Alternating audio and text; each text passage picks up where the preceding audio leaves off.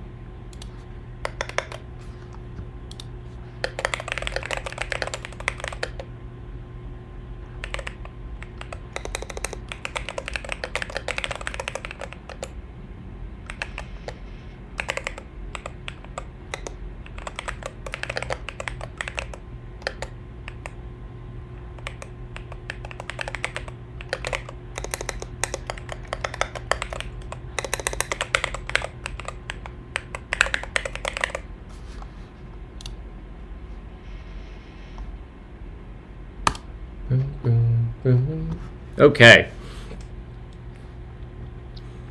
Let me get my Twitch chat back up. Great and dead. What about you? I'm doing all right this morning. I'm a little tired, but I've got my coffee freshly brewed.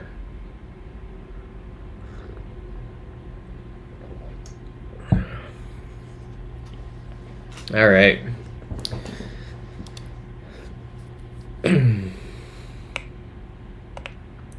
So I think we're going to end up refactoring some of our flow this morning and our components in the scaffolding section. But first, we need to jump into here.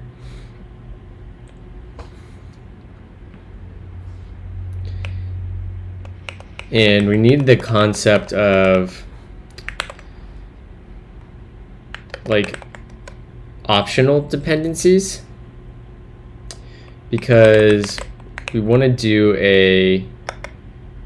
when we're doing our dependency checks here, we also want to do a check for Git and basically put like a warning but not fail. Right now, if node or OCaml isn't found, we fail.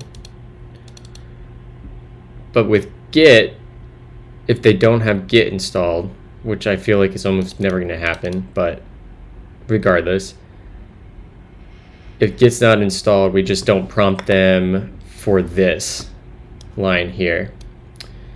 So that's the changes we have to make.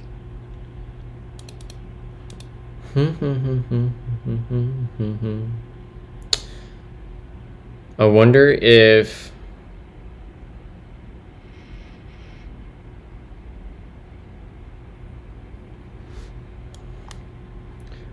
we add this to the configuration object.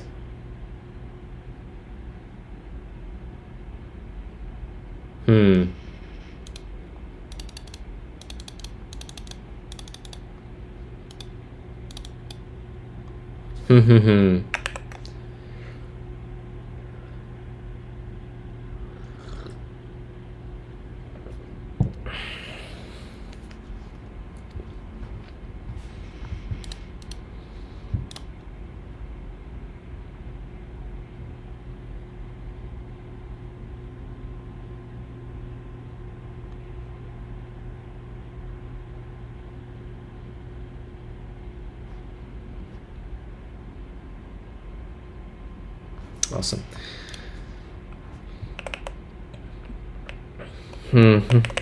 So my initial, probably naive idea here is to add like a val is required to the config, right?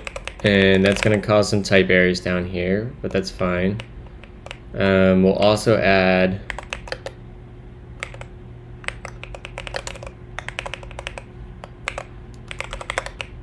Let's do that for this too. And then this needs a is required. Yeah. And then our two dependencies.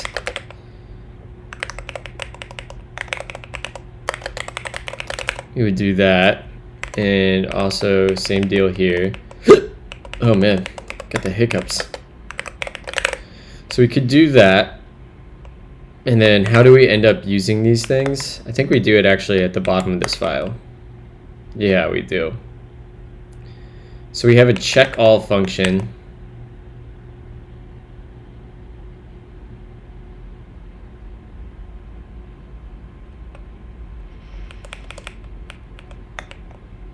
It returns a node.t or a string. Right, that's the oh, good point. I am slouching over here. 6-4-12. Oh man.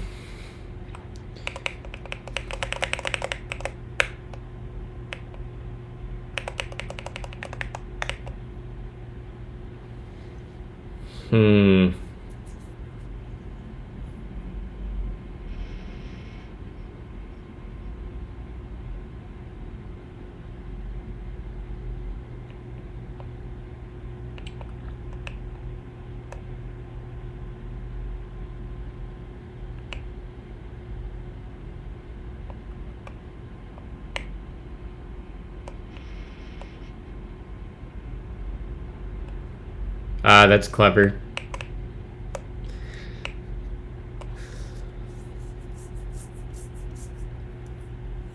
So it's like, all right, let's say we build our get one and we have this check function now, and we need to maybe we just add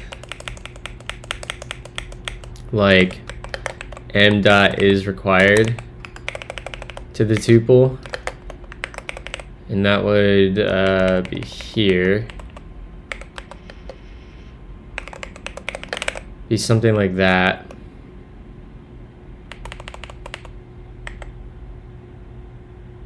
That's the wrong spot. It would be right here.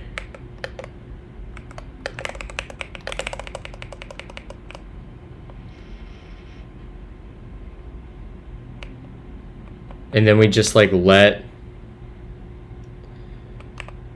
the color deal with the check if it's required.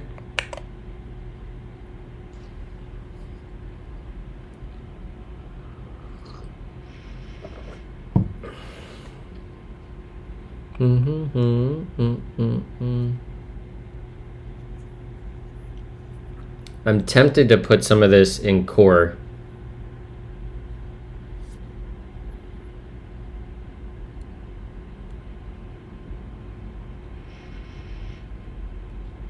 Because now we have, let's look here. We have this concept of a dependency in our mcheck library, but also in core, we have things like Vite that also ends up getting turned into these like executables.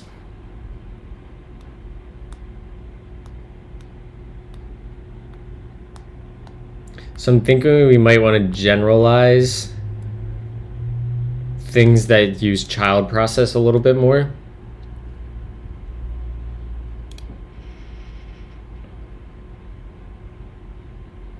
Morning, Pedro. How you doing?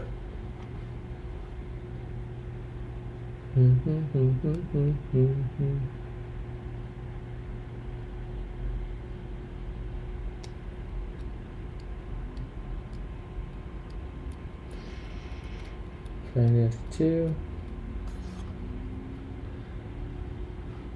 Practice is the criterion of truth. I like that. I'm doing well. I'm just trying to do think about how we might want to design this. Does it make sense to y'all that something like we should generalize modules that can execute commands across the entire app. Because right now we have this dependency module under our env-check library that does some form of child process. And then we also have these plugin commands that also do like this sort of execution thing. So I'm thinking what we should probably do is make a more generalized process module or something that then our dependency module could use and our plugin command module could use. Your monitor's gonna get there today? Sick. You should post pictures in Discord once you get it set up.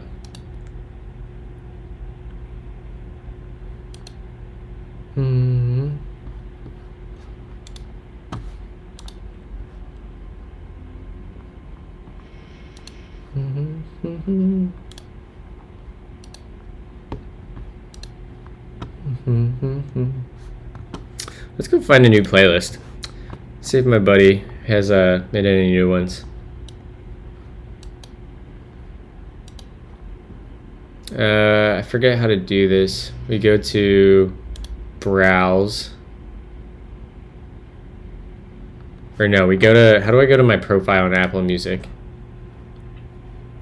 Always confuses me about how I get to the people I follow. Yeah, here we go.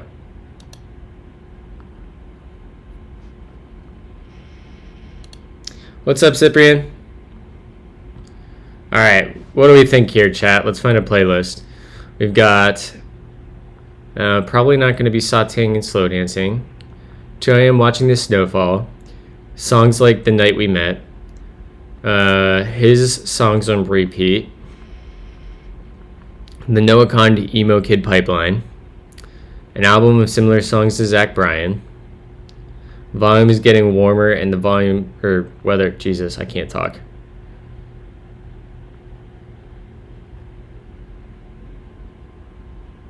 What do we think here?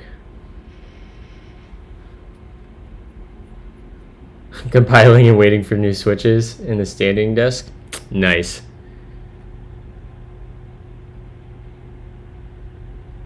Let's listen to what his on repeat is. Give this a shot.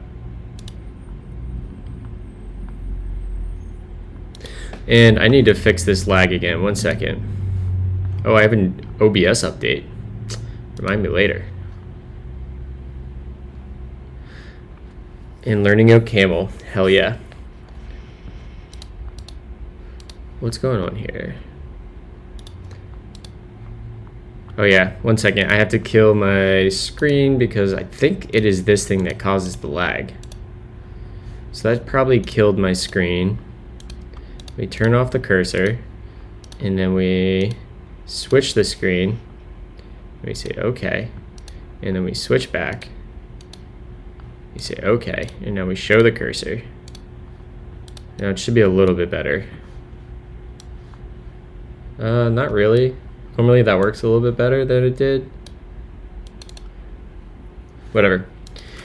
All right, so I'm thinking we should generalize this a bit further.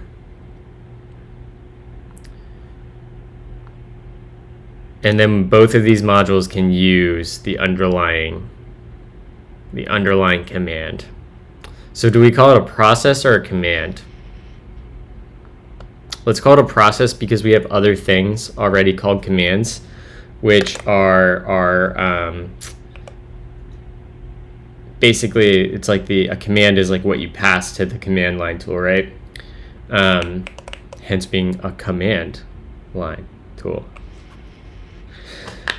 So let's go to our core library.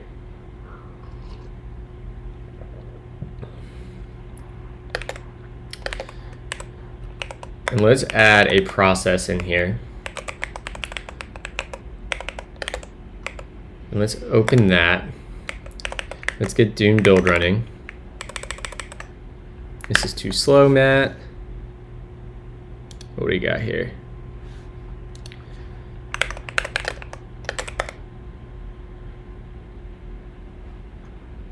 Ah, right. We gotta go fix that.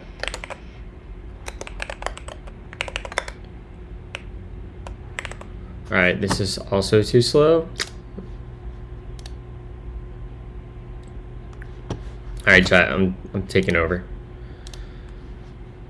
We're going to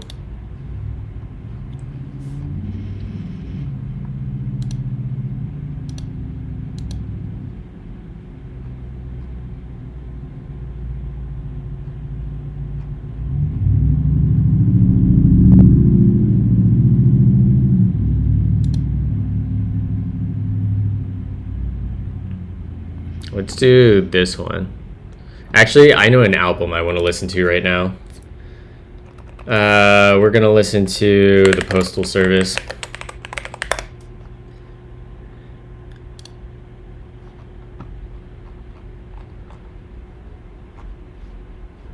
Oh my god, the lag is unbelievable.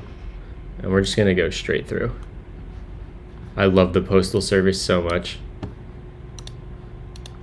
Alright, so this is also gonna take is required, even though we could walk that back and we can just say that's ignored right now. Actually, we should just go back and delete that.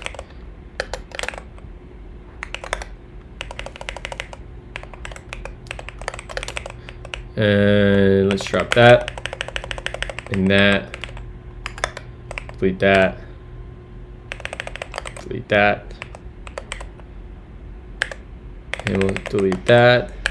Delete that. And finally delete that. Okay, cool. Are we building now? Yeah, there we go. Okay, excellent. So let's jump back to our process. And I think I kind of like the idea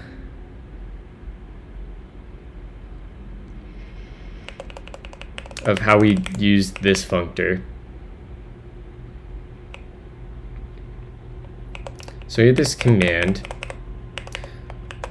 And let's also look at the same time at how we made our dependency. What's up, Cypher? Cypher, stop ciphering.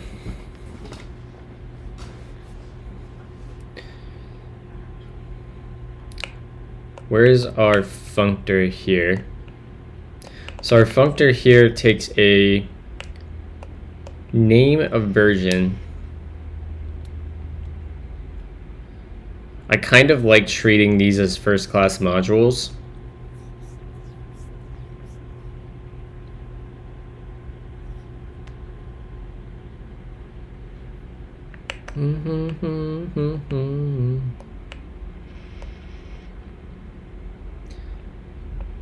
Yeah, I kind of like something similar like this. So let's say we have this module type s equals sigend. We have this, I don't think we need a t. We want a name, which will be a string. And we want a exec function. So we do need a t. We need,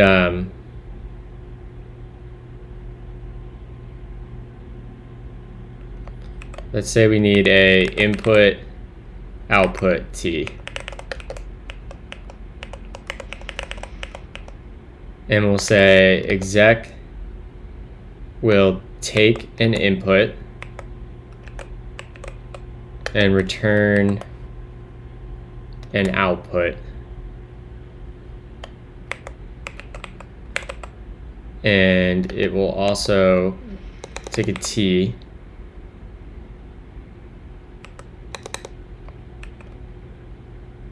so context.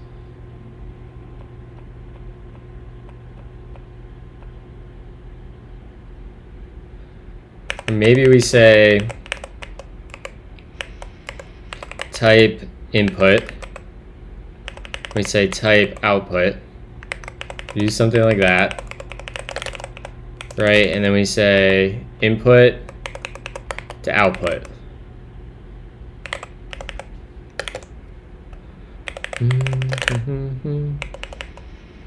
What else does a command need on it? Anything? So this is more like the config than module config equals struct end, and then our module type S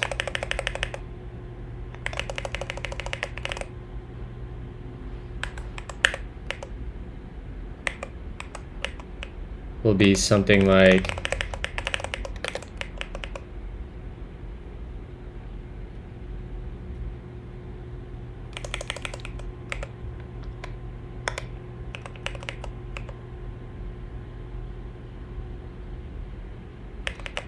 really, does this even need to be a functor? Now I'm wondering if this can just be an interface. What do we get from making it a functor?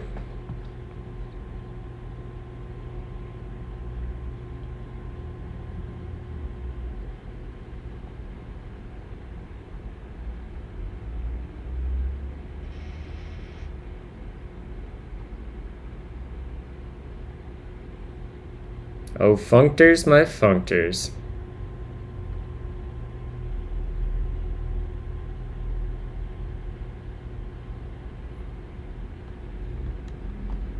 I'm not sure we get anything.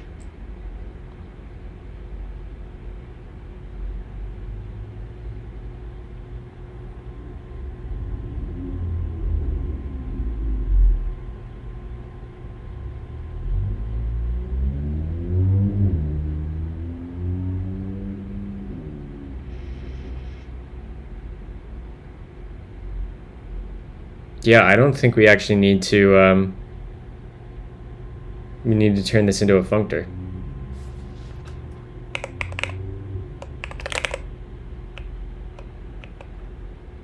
Because then we would just do something, let's say we have, let's model npm first. So we should have npm down here.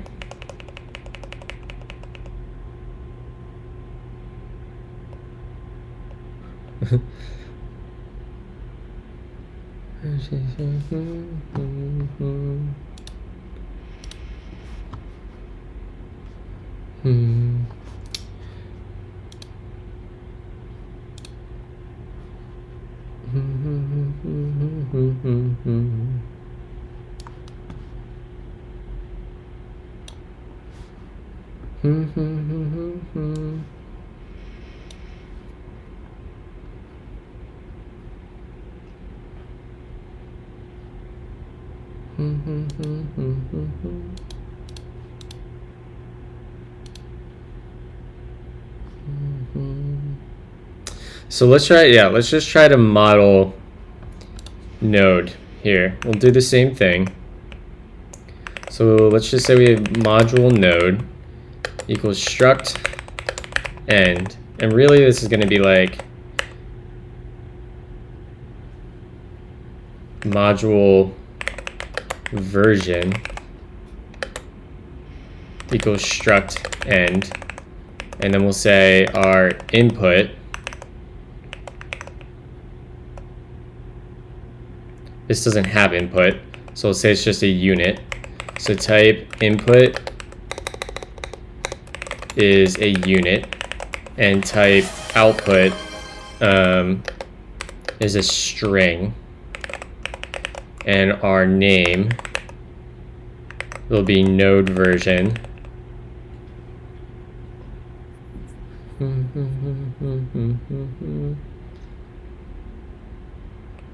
Which we don't need that. This will be let.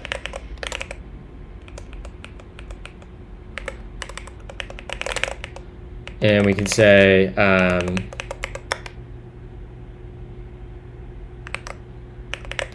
this is not what we want. We want something similar to what we do in here. Let's go look at Vite. Vite's probably a good one to look at. Let's close that. We want to copy something like what we do. Where's the run? I guess that would be something like npm instead. Yeah, we want this code right there. Let's plop this over and just comment it.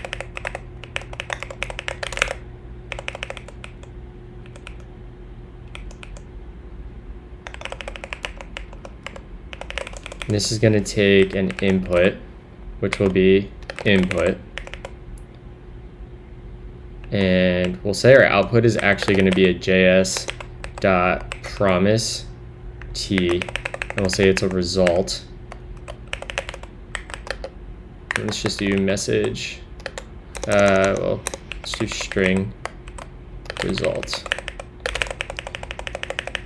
And then we'll copy this, throw that there, do that.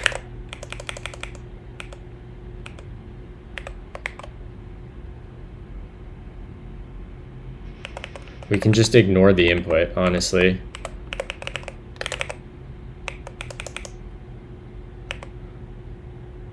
And we'll say, in fact, we can just exec on the name.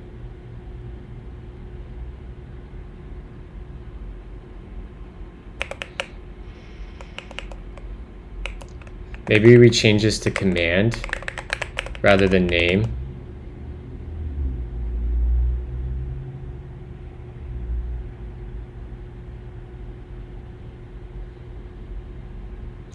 There's also the chance.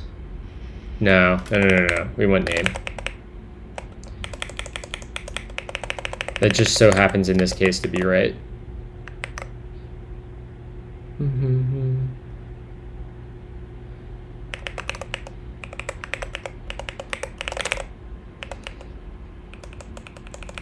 We don't need that. That's an optional. And we want to take this, and that would be options.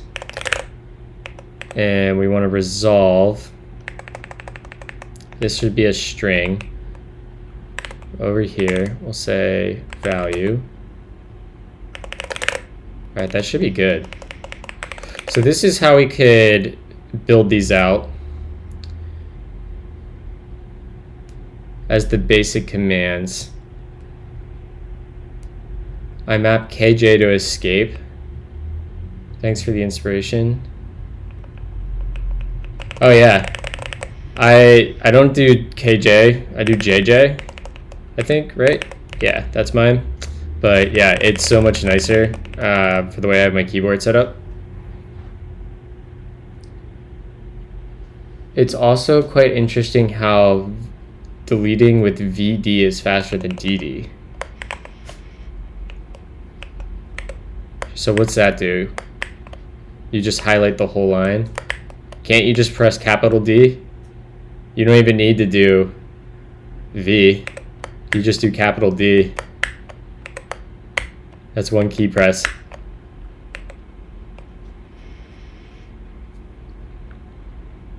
Unless you're trying to delete multiple lines, right? Then you... I don't think I have a special mapping for that.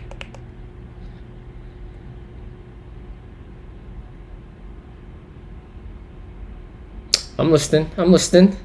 What am I doing wrong here?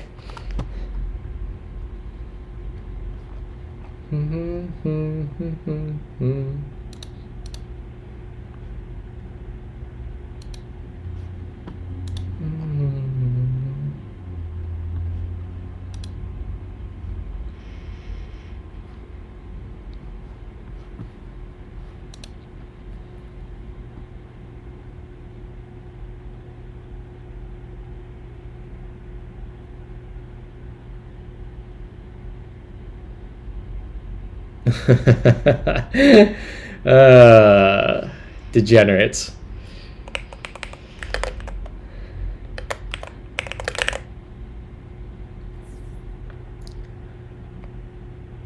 I find it faster if you do VD to delete a single line than DD. So that requires more key presses on my keyboard. So to do VD, I have to press Shift, then I have to press V, and then I have to press D. I don't think you need to even do the capital V cipher. I think you can just press capital D, like right there. That's me just doing capital D. Shift capital D, and that's DD. I like keeping my finger personally on one key. I guess I kind of do both. Oh, I guess capital D deletes from where the cursor's at. I see why you have to do that. I'm just dumb. That was skill issues. Disregard me.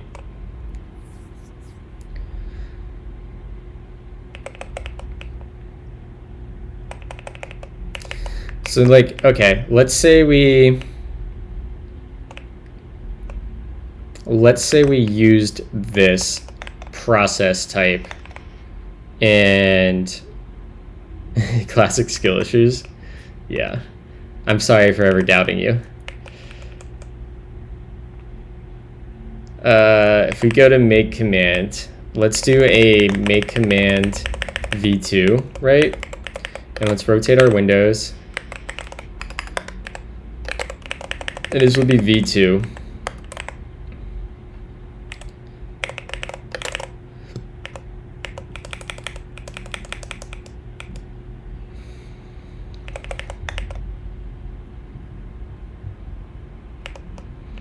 And let's pretend we take a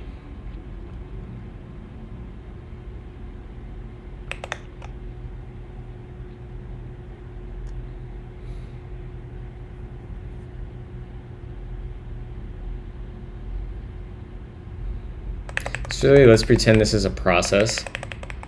Let's keep our language consistent.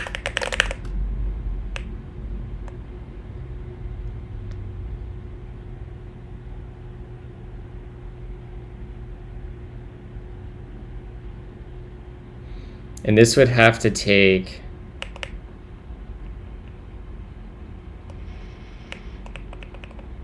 let's add another one of these blocks. And we'll say this is going to be a process. And it needs a module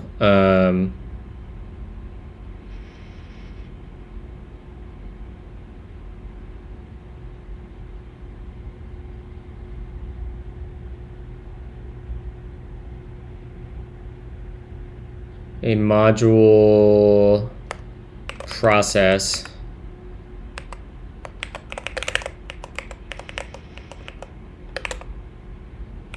how do we even say this?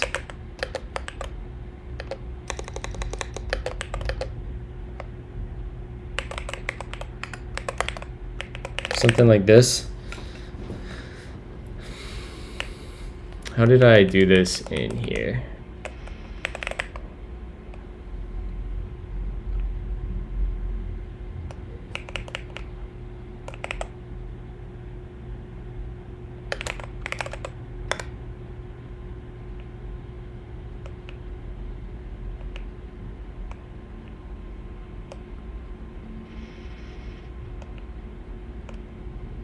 I definitely tweeted an example of trying to do this the other day. Let me go find that tweet.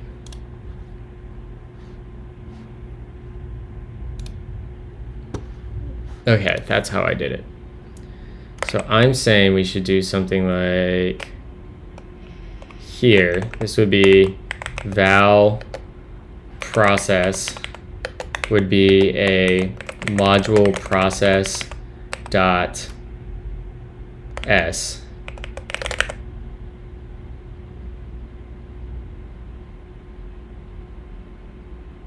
But that's not a signature. Right, that would go here instead.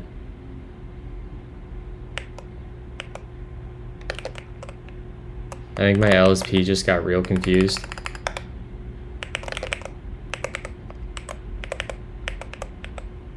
I'm just gonna quit out and come back in, and we're gonna go to context plugin. Okay, so it is actually still very confused.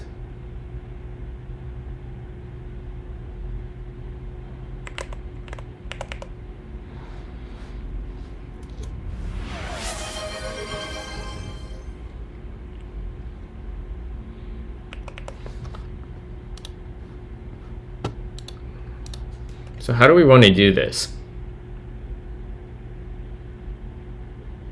So we would have this process module that has a exec command on it.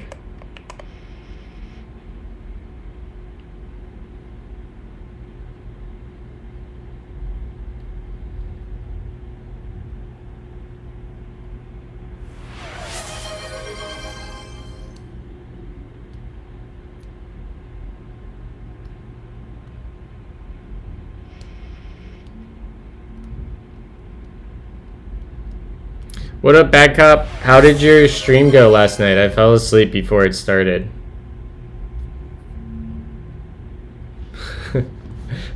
I can't be reviewing code all the time. Yeah? I saw what you made. I did. I enjoyed it. Sig end. This seems okay.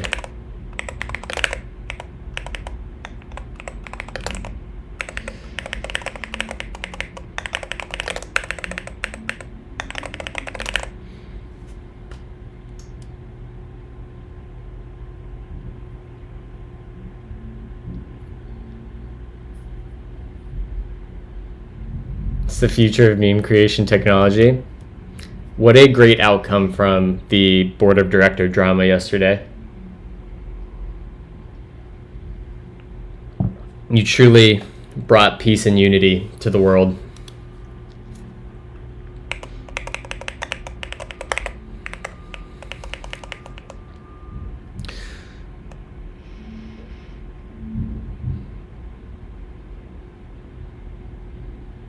So I wonder, I think I want to express something like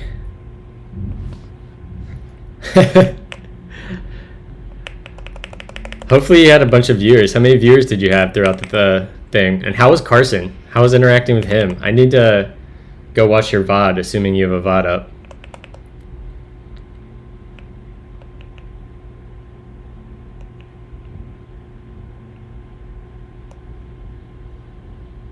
Nice. It's exporting to YouTube now. I can't wait to watch it today. So let's yoink this again and keep going with where we were going here. And we'll say this is going to be a process, and we're going to need a exec. And we need, we almost need to like include a process.s. And then that gets us an input. So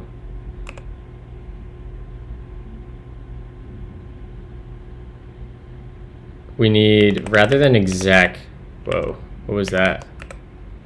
Rather than exec, we almost need like a input val input of context. That's not quite right. It would be context to input. And we should probably make that a result.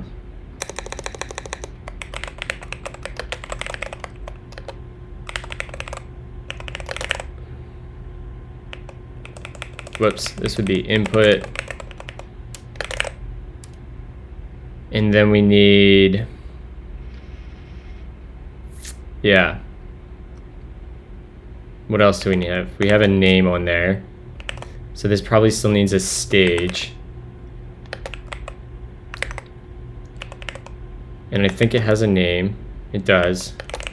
So let's say we have this process here. I think we just have to yoink that down to here. Yeah. You just paste that in there. What's this subset about?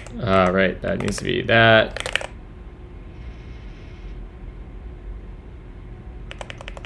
What did we do wrong?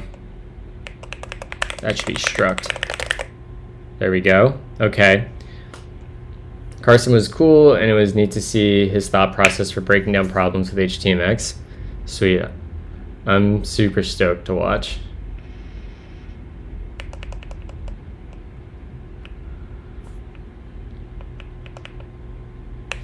So let's say this takes a process.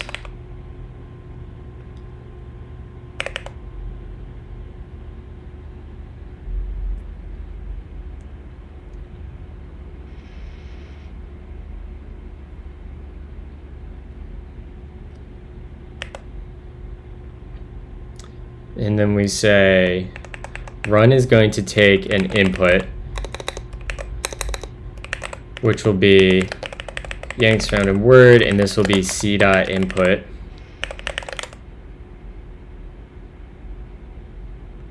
Or no. This will take a context, and that will be a context.t, and then we need to do c.input of context, and this needs to return a promise.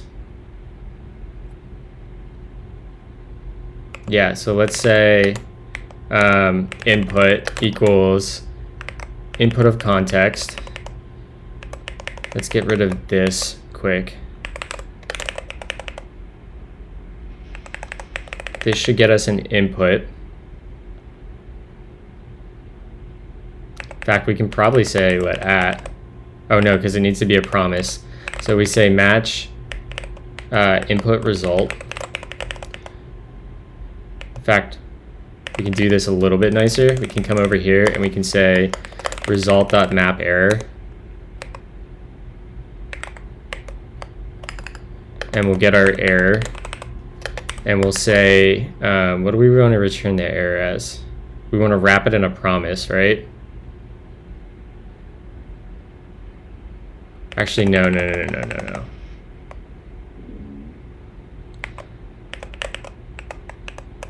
Yeah, let's just not get clever here and just do a match. We'll say match input result with error.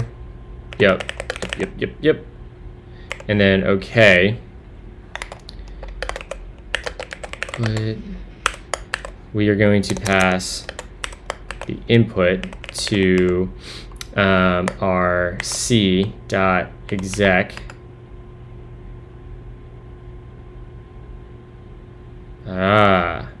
See, that exec should not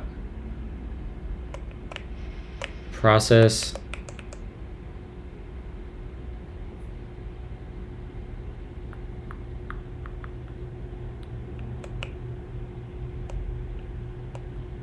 So this is the config structure.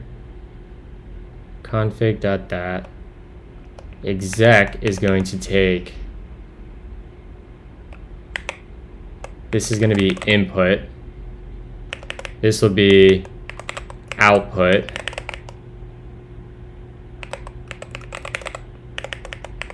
We gotta go fix that up above.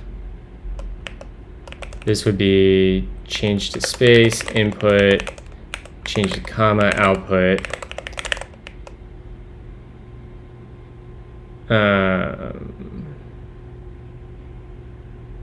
Actually, this would just be output, right?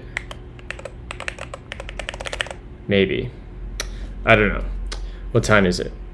It is 7:45. I'm gonna go feed the dogs quick. I will be right back, chat. Also, probably about time to get my second cup of coffee brewing since Justine's gonna be gone for the morning I'm on my own.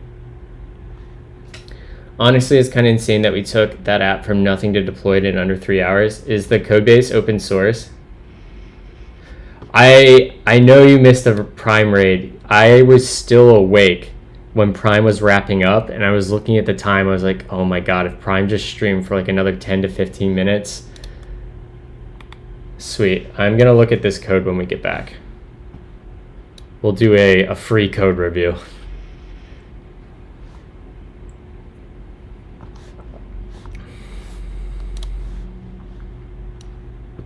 Keep this up as a teaser.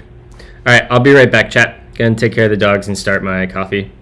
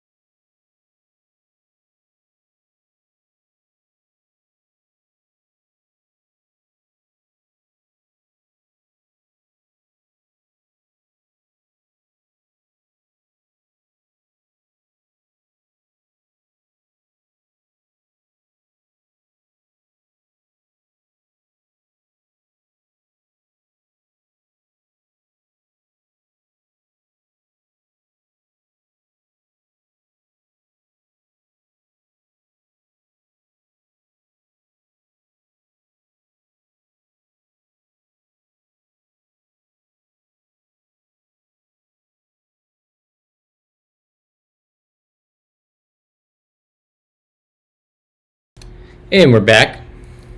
I'm super pumped, chat. I just got word that one of our viewers, I don't want to dox him if he's not here, but one of our viewers runs a coffee roastery, and he sent me some beans to try, and they are in flight, or I don't know if flight's the right word, but I got shipping confirmation that they're on their way. And if you couldn't tell by the title of the stream, OCaml Coffee, I quite like coffee. So very excited to try one of our people's coffee. All right, let's fix up this code quick, and then we'll look at Bad Cop's code here. You like the beans? I love the beans.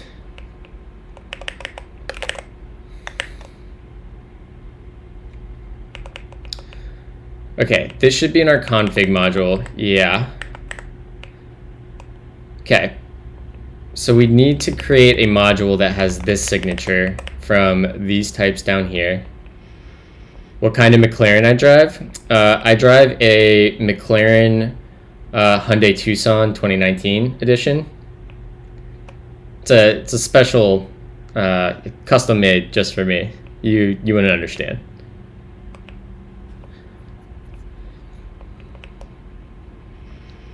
So we need to create this type from this type. Let's toggle diagnostics because it's getting a little noisy here. I'm so poor my car only has 2 wheels. It happens. The McLaren Hyundai, yeah. It's a really nice car, chat.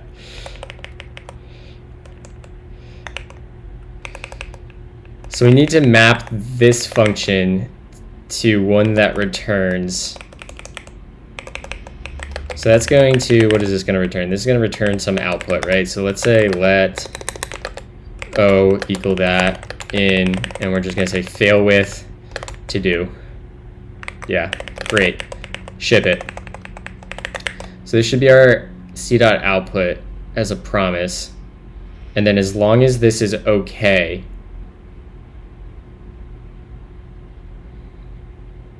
I think we can say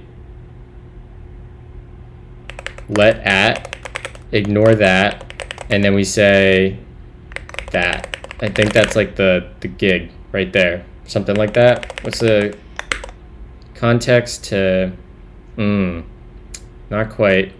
We want to say this returns a context.t string result js.promise.t.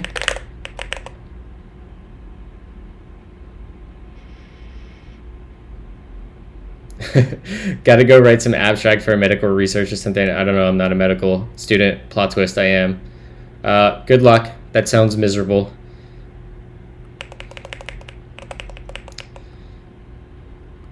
Unbound, okay. So we just have to open common.syntax.let. Great, now we have 5 issues. Input to output.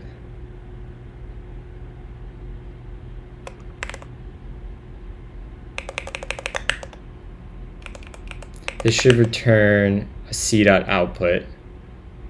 Right, because it's a promise. Right. So I guess we have to do something more like this, and we have to pipe that into JS.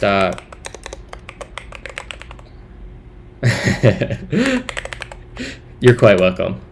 I'm always here for your support.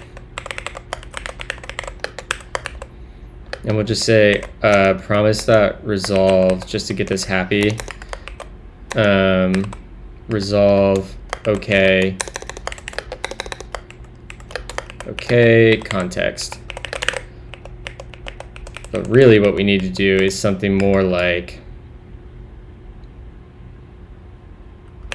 let at underscore Well, I guess we do need to match on this, right? Match output result with error. Yep. Otherwise,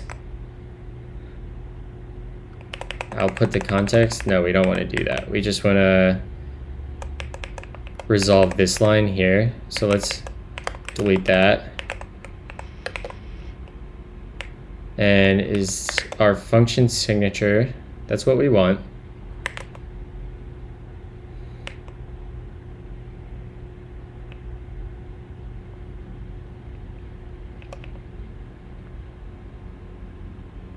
All right, let's turn diagnostics back on. See if we can hunt down where this problem is. Oh, right, because we don't have our new functor named, right? So we have to come down here and we have to say make. This will be make process. This will be process.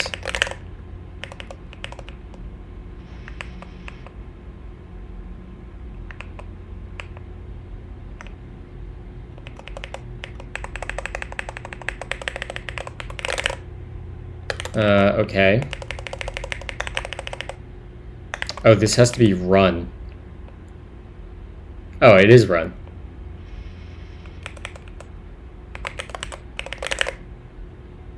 Okay, this is gonna be so annoying to work through.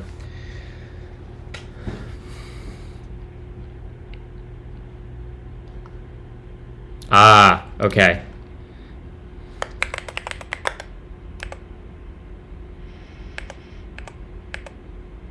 Here it is. That's the problem. This should just be output.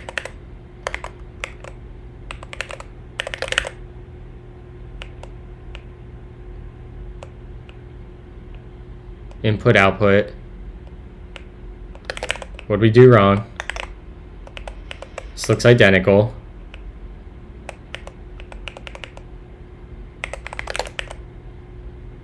Okay, we're getting there. We're getting there. Right, that's not guaranteed to handle. That's not guaranteed to be a promise.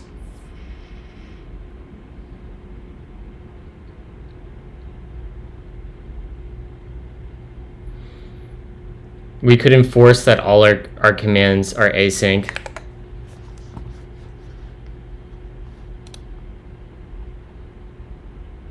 That's definitely an option. I kind of like that option, actually. So if we go back to our process, if I could get out of this, and we say search file process.ml, our output must always be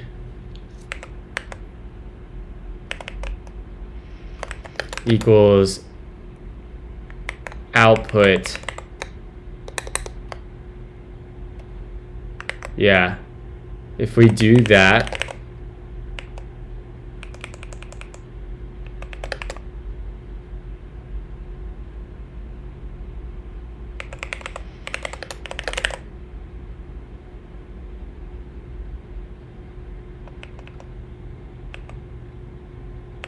this would be a string output, right?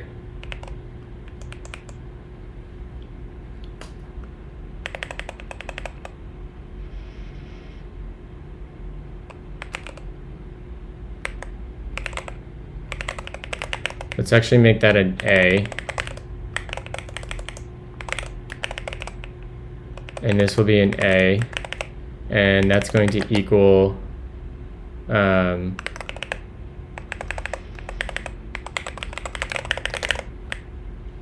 is that how we do that? Why am I struggling so hard here?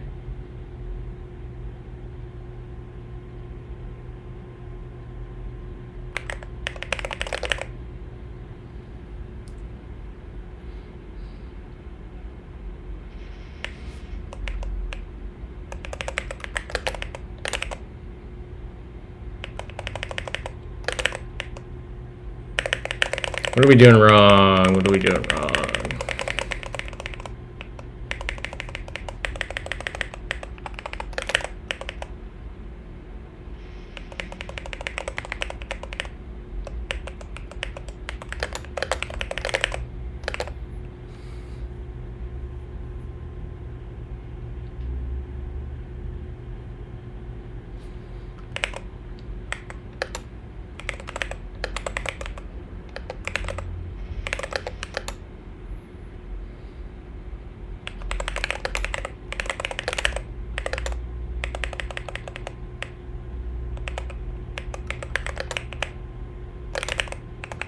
That how we do this?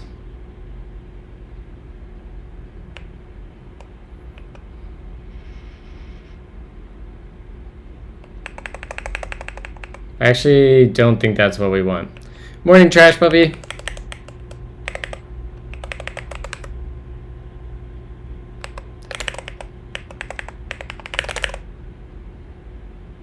Functions describe the world.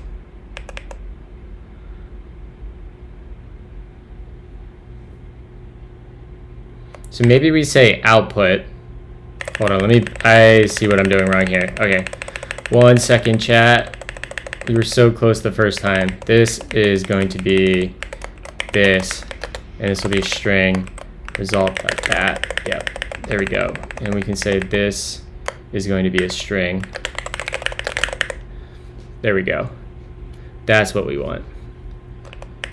And now this should return input to output, right? Because that's just an alias for, that's so stupid. And this is going to return a output string result js.promise.t.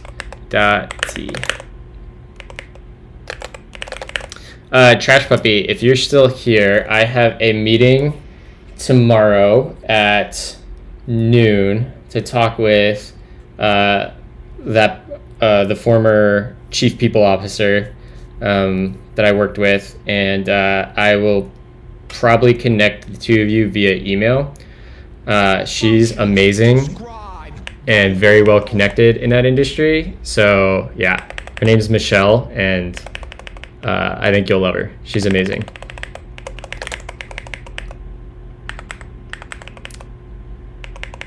I am positive that she will go above and beyond to make things happen. Thank you for the follows, Subaki and Pink Codes. I have never met a Michelle that was bad. Let me think here. Yeah, I think every Michelle I've ever met has been pretty stellar.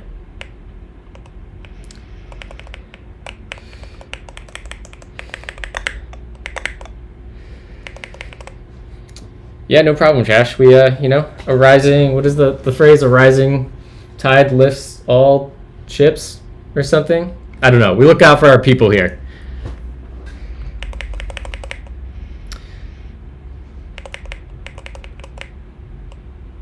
All right, this seems reasonable. Let's make sure this matches our, okay, that works. Boat still in? Okay, a rising tide lifts all boats. It was close enough. It was close enough.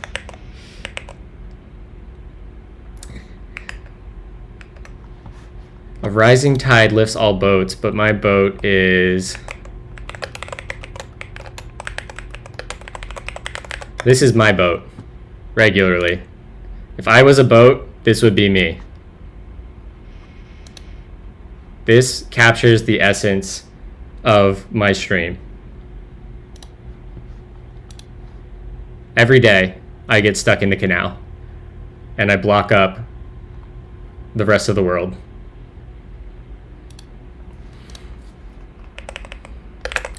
All right, let's go back to our context plugin. And we want to say this should now return. What is this saying it's returned? I can't even get. Is my LSP broken again?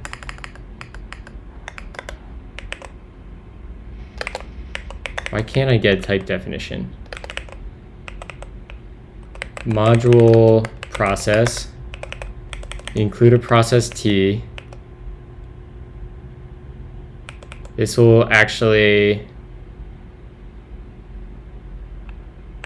we don't even need that because we already get it from this, right?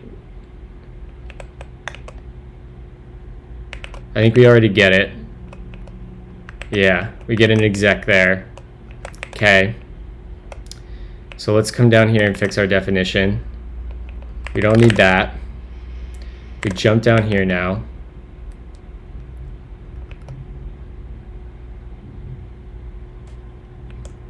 What is the type definition for this? Context, that looks good. Everything looks good here.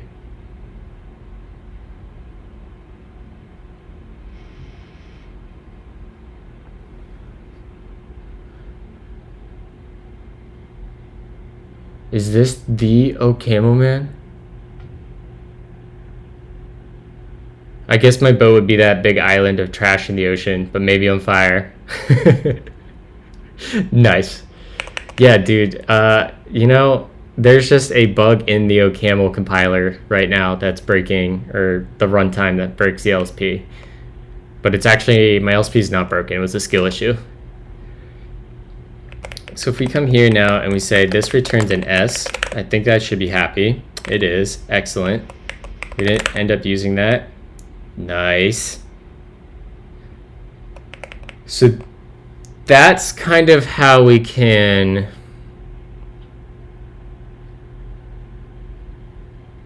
create processes.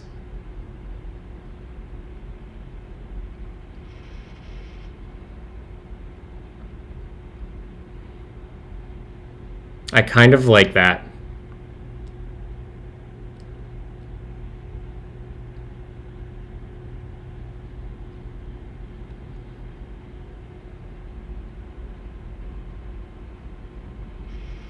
I kind of like that a lot.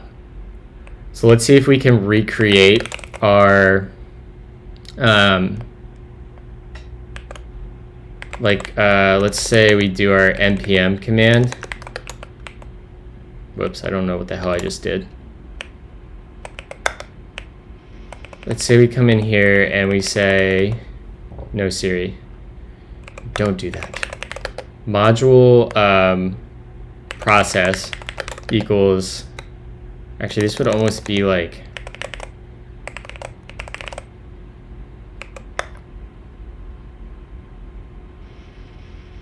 let module, it would be install equals struct end, and we want to say this ends up implementing our process.s interface. So this is going to need an input, which will be a unit, and then we have a type output, which will be a string. And then we need to say the name is npm install. And then finally we need let exec, which is going to take an input, which will be ignored. This will be an input. All right, let's change the music again. I'm over this. Let's listen to this one.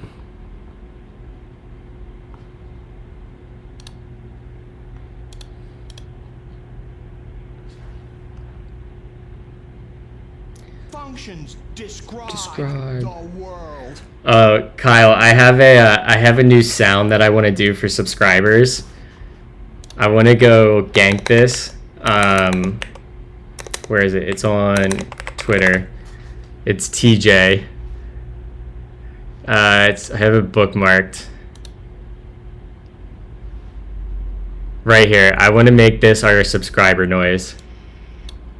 Hold on, let me pause the music. This is so good.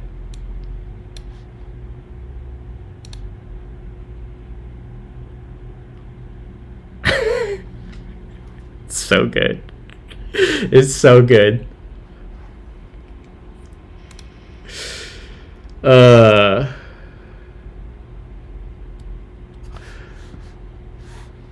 love it.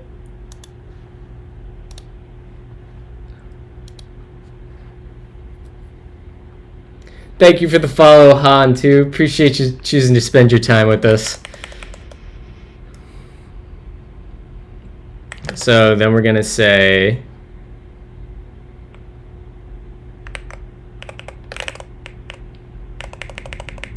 I think that works. It does work. Hell yeah. Hell yeah, brother. So there's our process. Let's delete this block and jump down here. And then we should be able to say like module process equals struct. Yeah, that's ideally what we want to do, right? Can we get, oh no, we can't. We got to do struct end. We have to give it a little bit more detail. We say include install, and then we give it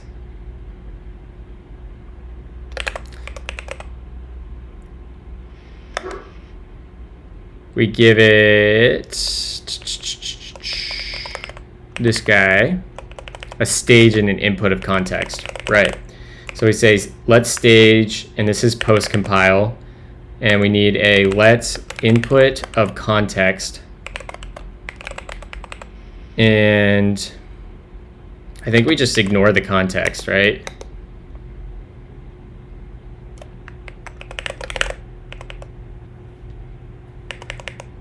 All right, what's this upset about?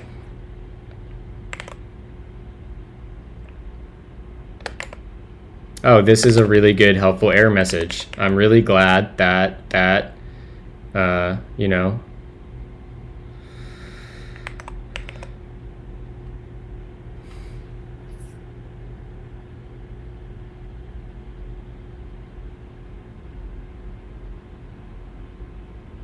Oh, right, we need to wrap our exec.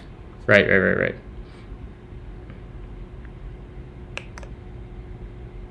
Well, that should actually be okay. Right, because we take care of using that here. Our input is a unit with type input equals unit and type output equals string. Is that how we do that?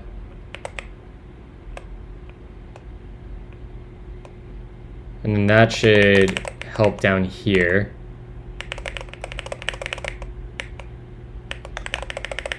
So let's say we have a new module, and we'll just call this C, and we'll say this is going to be a plugin.config.s, plugin.config.process.s equals struct end. You did not, but we need to read your code, and we should do that before I get distracted and do other things. So let's read the app that Carson, who makes HTMX, and Bad Cop made last night on stream. Let's start with the config. Nothing crazy. And then let's look at start. We read in our config. We have some bash magic that must be compiling Tailwind classes.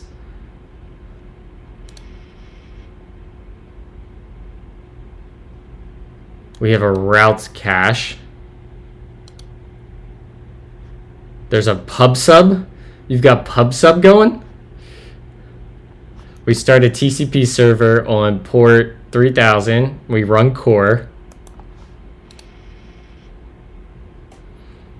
I don't know what declare does in bash. I assume these are just like variables. We've got a debug function. We bring some stuff into scope from config, I assume.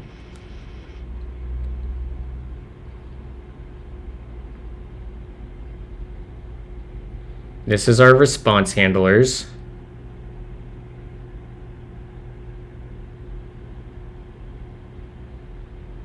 Oh my god. How do you enjoy writing this? This seems insane.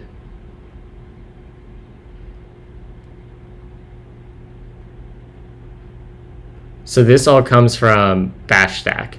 I assume this is all code you were able to copy paste over. This is so wild.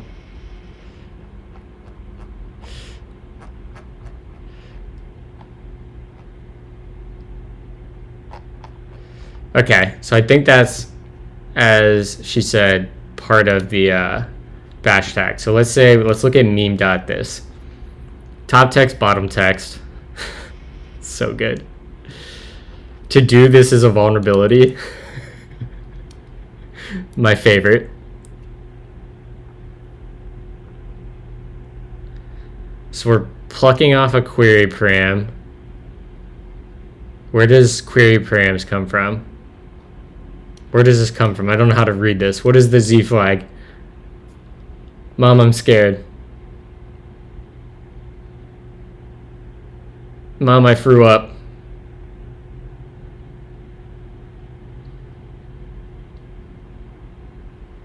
So that must be some sort of command.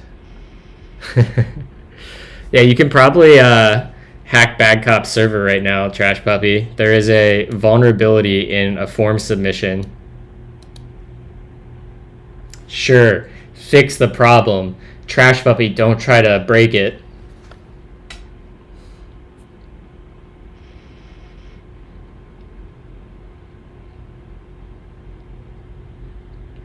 So is this convert thing the function that's like compiling the templates or generating the templates, I assume? It's so good. SSE, Echo Gallery.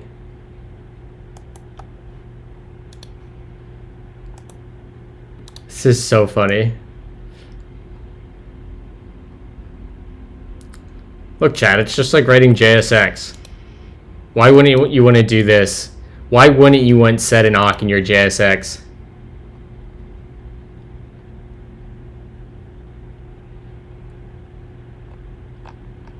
I love this. This is so good. I love it.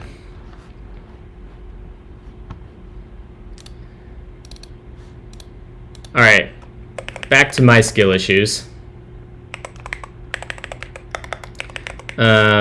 In here we need a, what does a process S need again? I just wrote this code and I've already forgotten. So it needs a stage. So let's say first let's include install.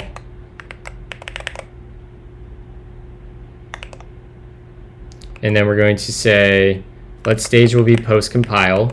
And let exec, or input of context. This is going to be our function that takes a context t, and it's going to return just a unit.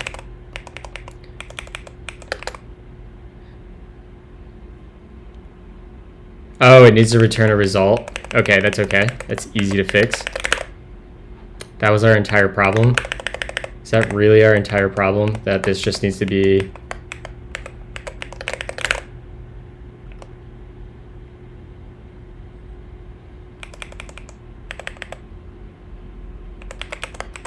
Do I have to annotate this? Context.t.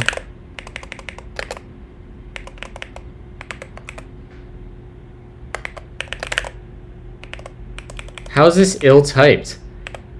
This satisfies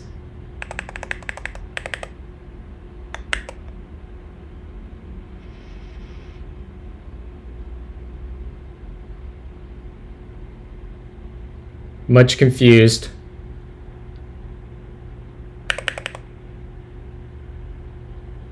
So if our make process functor takes, oh, I'm an idiot.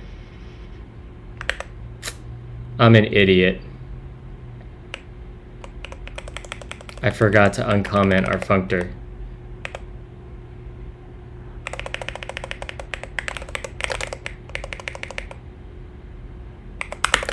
Skill issues, chat. Okay, this seems reasonable.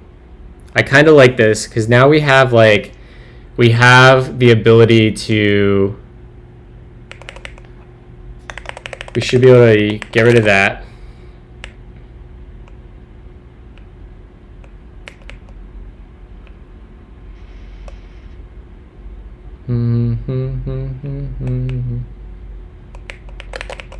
This is a really weird.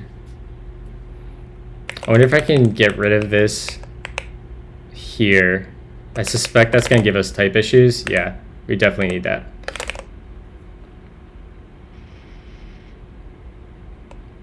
Okay, that seems pretty good. And I don't think we need this run anywhere. I think we can delete this. I kind of like how that cleans up.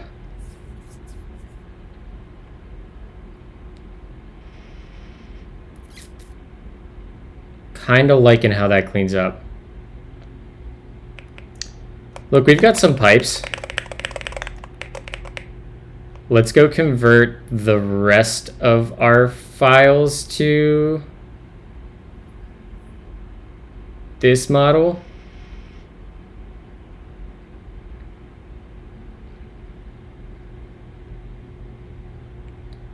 Yeah, so let's go to Git. That would be an easy one to do next. We can basically copy this. We'll say rotate window. Why do I have 3 windows open? I should not. And we come over here, rotate. We can delete this. And we'll say we have a module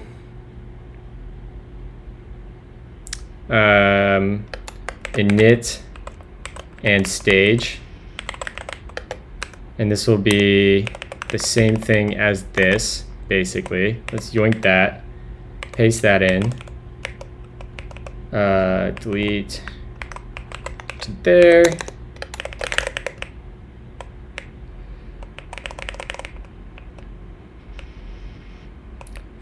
This takes this, yeah, this is like basically the same thing.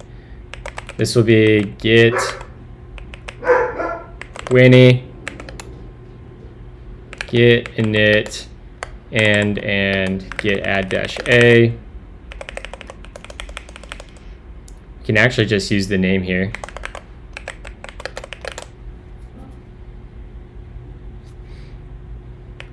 And this should be failed to initialize git. And we can come down here then, and we can basically copy that same block, paste that in, comment that. Whoa, that did a lot more than I was ready for. Okay, so this does more than I was ready for. So our command has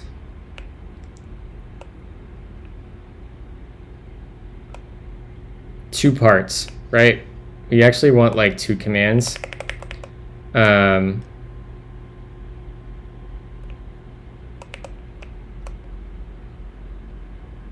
2 processes. We have init and stage, and then we also want module copy files, copy extension files. What up, Ryan? Pipe gang. So our copy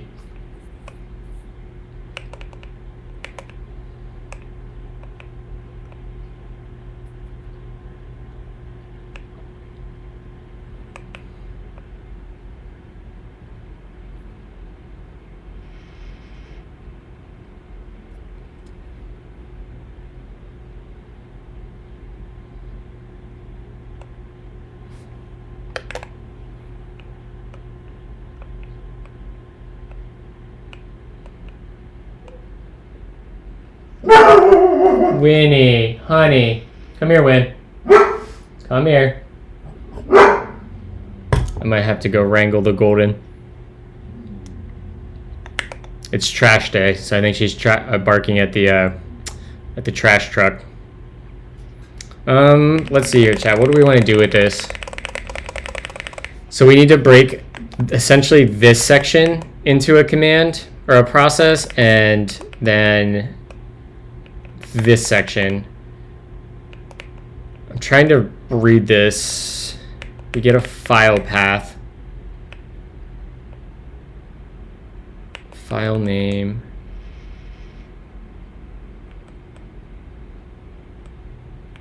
Where does file name come from? Oh, it comes from this files. We have a files up here, which is only one. Okay, I see what's happening. So we can keep this simple. Let's keep it simple. So type input will be a string. And we'll just say file project dir name.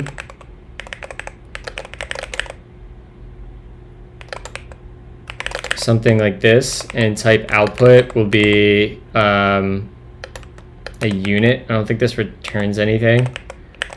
And then we say the name will be let name equals copy get extension files. And then our exec will be an input, which will be our input. And we'll say we really just want to do this right here because we only have one.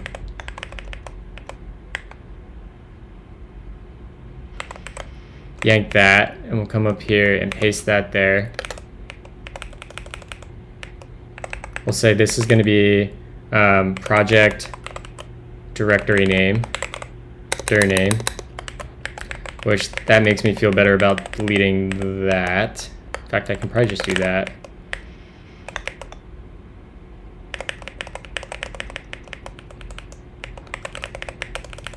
We will say new word, paste that there.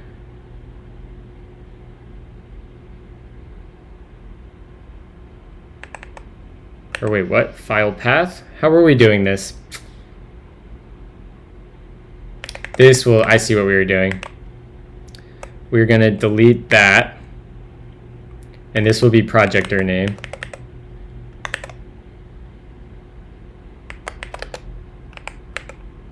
Project dir name.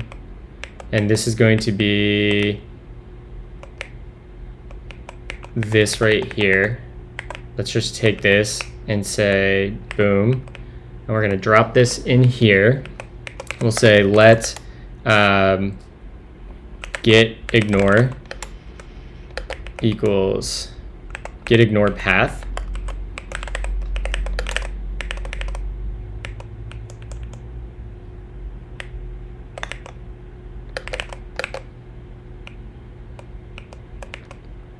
Oops, I'm in the wrong function. Get that out of there. That's going to come down in here.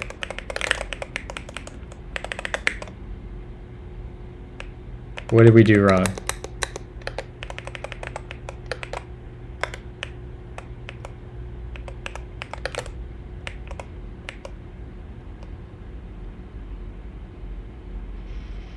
Does anyone see the syntax error here? Oh, there's just not one? Oh, this thing is upset? Do I have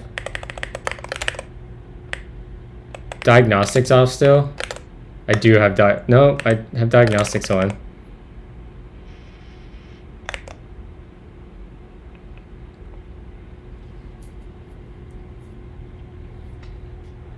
Okay.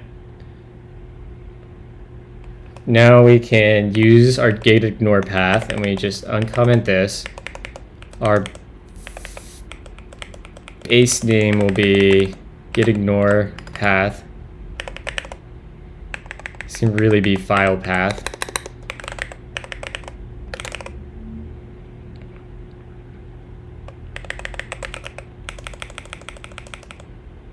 Or wait, hold on.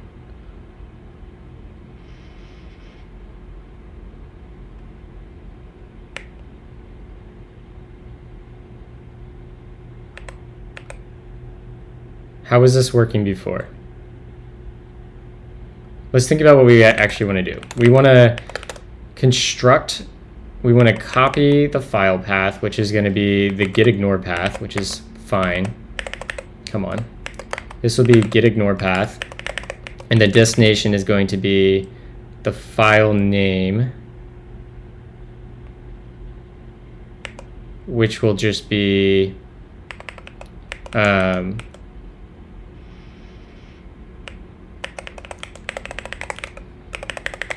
this will be just .getignore. Yeah, that seems right. So we'll just say this is copy getignore.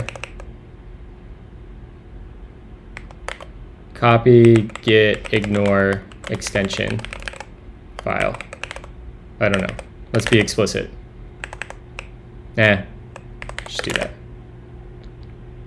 Good morning, Vincer. How you doing today?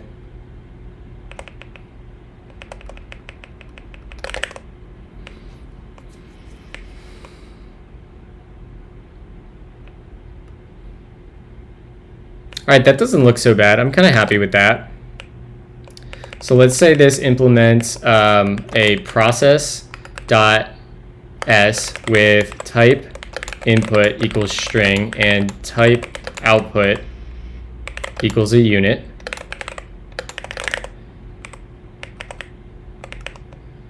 Good, no errors there. And let's collapse this whole thing now. Oh no, I might sneeze.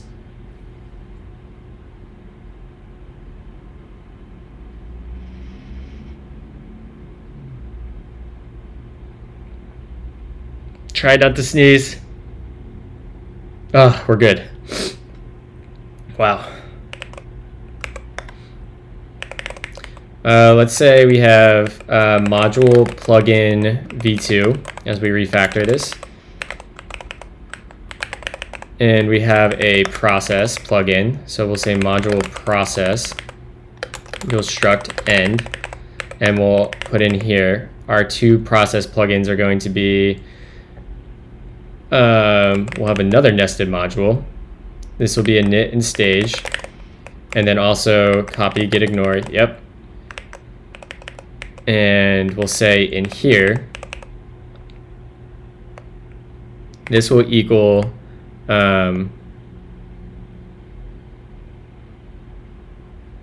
this will be plugin dot make process init and stage.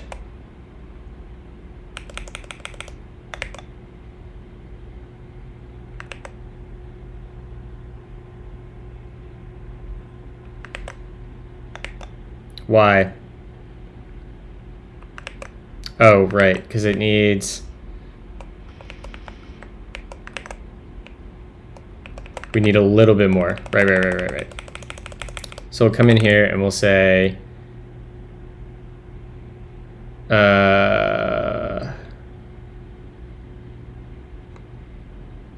this will be a struct end, and we'll say include plugin dot make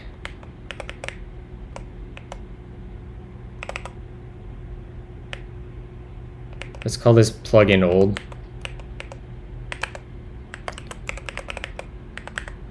and we'll come down here and this will be plugin dot make process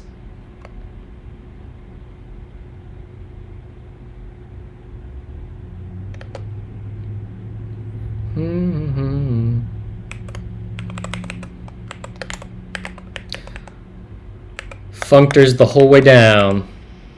So here we'll include init and stage, and then the stage will be post compilation, and input of context is actually going to now yanks around in Word. This will be a context.t, and we want to get the project name from it. So we'll just say OK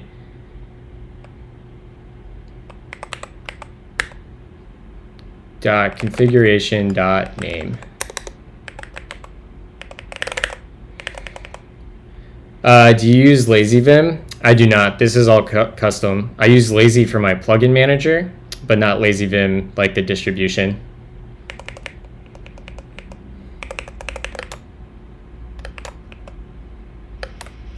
All right, so let's figure out what's going on here.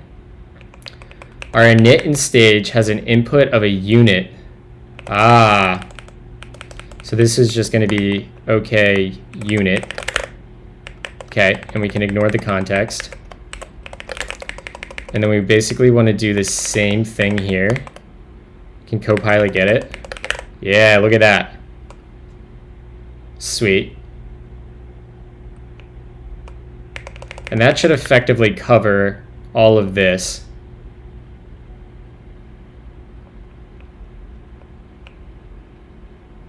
So let's delete this. Delete the v2. And now let's go do this for Vite and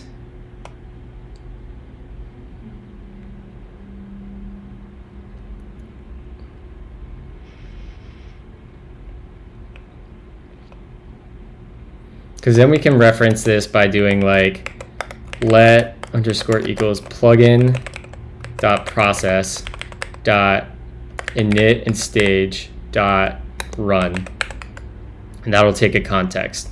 That's pretty cool. That's pretty fracking cool, chat.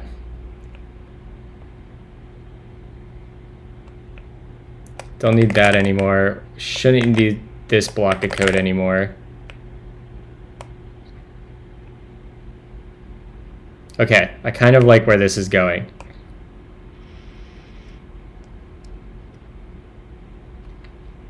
I like it. I like it a lot.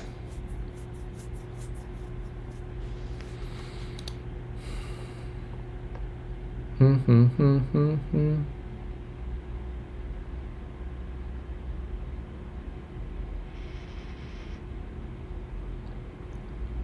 right, let's go do the same for Webpack and Vite now.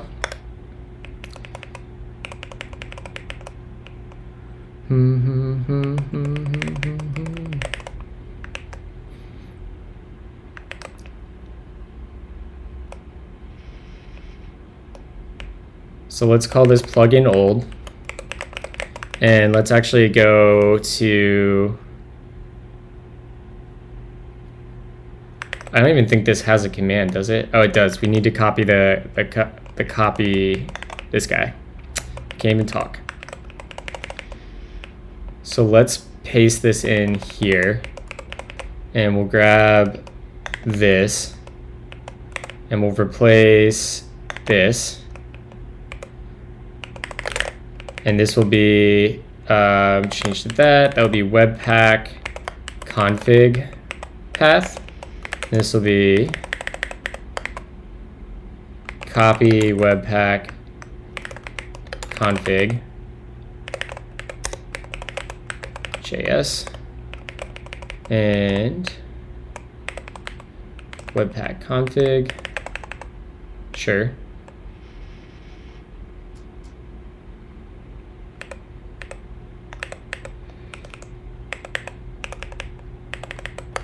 Yeah, there we go.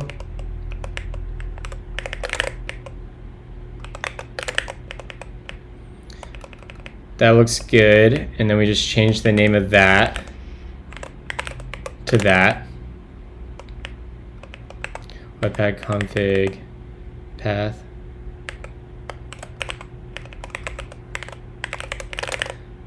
And this will be webpack.config.js. That looks good. It's going to be a miracle if this works on the first try. This is like the third time we've rewritten our plugin system, but this is good though, because we're going to get to use these processes anywhere we have to run them, rather than just in plugins and in our mcheck stuff. It's way more flexible. So that looks good. So now let's go down and copy this, yoink, and we'll come down here and we can paste that in. And we can delete this one.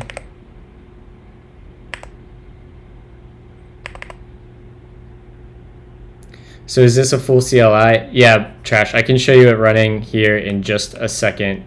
Actually, no, I can't because it's broken as all hell.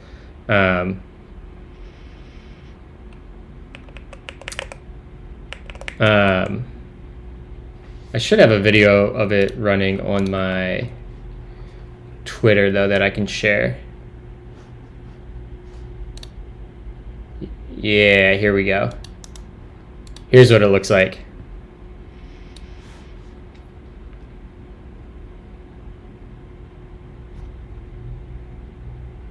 Basically, we're trying to copy the experience you would get something from like create T3 app or create feed app, and just giving a bunch of different options. So like in this instance, we configured it with Webpack. So it like extended the package JSON template and added a bunch of stuff. And right now, specifically what we're working on is if you notice these dependency checks at the very beginning of the app, we are refactoring our like core library to use and share the same code for running the code behind or running the child processes to do these checks as the same like abstractions that we use to like do like git init and npm install. So we're just trying to clean up and share code mostly. But yeah, super cool.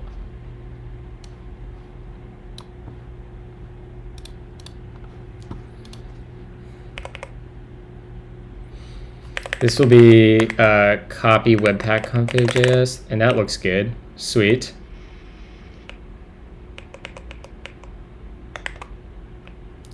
So I think we can get rid of this now. I think we can get rid of this entire thing. Oh no, we still need the extension. So let's copy this. I still have the concept of plugin extensions. So let's paste that in there. And now we can get rid of this block. Yeah, it's a tool to help developers coming from the JS and TS ecosystem kind of specifically get started writing OCaml and ReasonML, basically.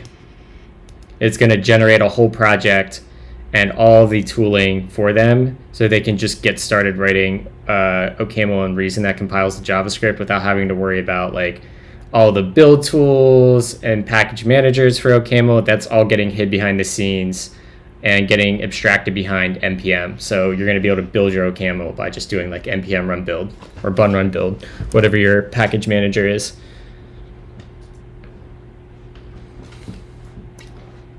Just reducing the barriers to getting started for new devs.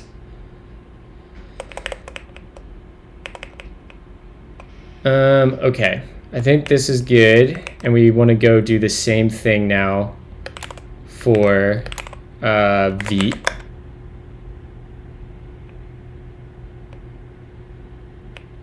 Actually, we can go clean up some more even here. We can delete this files, I think. Yeah.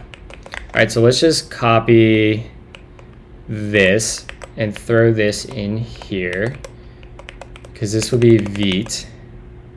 In fact, we can probably just pull one of these where we replace Webpack with Vite, and it should work reasonably well. Yeah. Cool.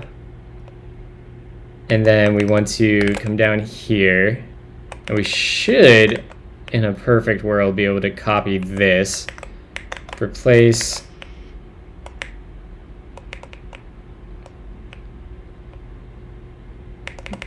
this completely, paste that in there, and now we just change this to Vite, and that should be good. Look at that. Easy peasy.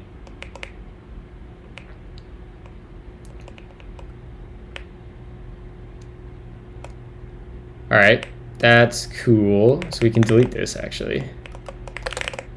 And I think that's everything here. We're gonna have a bunch of broken stuff in our context plugin file, maybe, or our engine file, right? So let's go ahead and fix this file. So this is going to be plugin, change to there, dot process dot copy get ignore, and this will be process dot copy get ignore. You can probably even come and give these better names even. So let's do that. I kind of like that idea. So we're in Webpack right now. So plugin, let's just name this. This is going to be extend package JSON.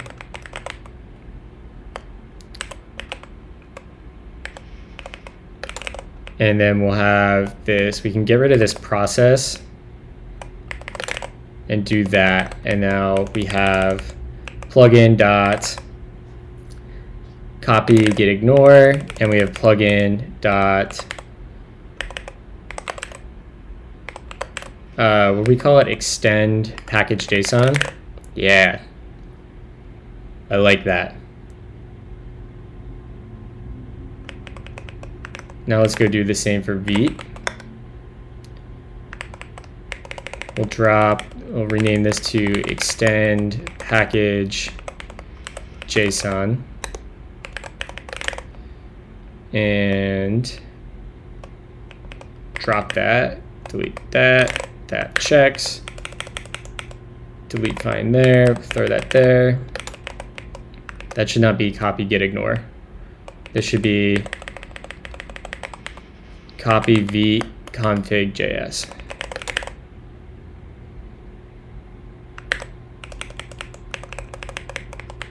Copy Vite config JS. And then this will be plugin.extend package JSON. Yeah. We gotta go rename this too. This should be copy Webpack.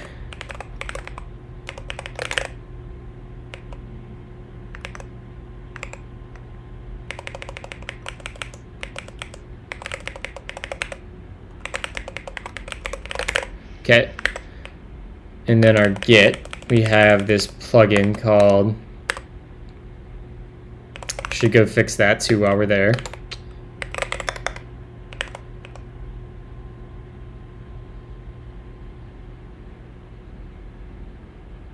I think we can just drop that inner process. Yeah, so this is going to have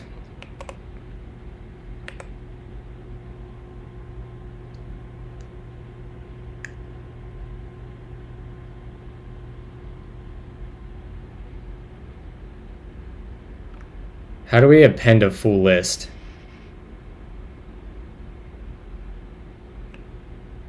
Because cons just has one.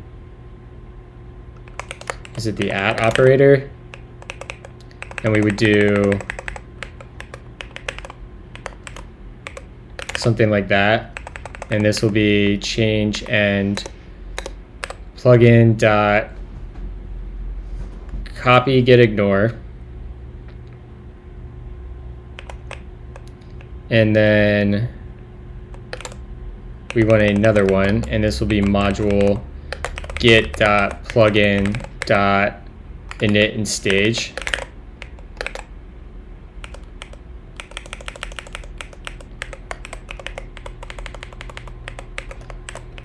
And this is a plugin.s. All right, I'm gonna stand up, chat. Give me 1 second.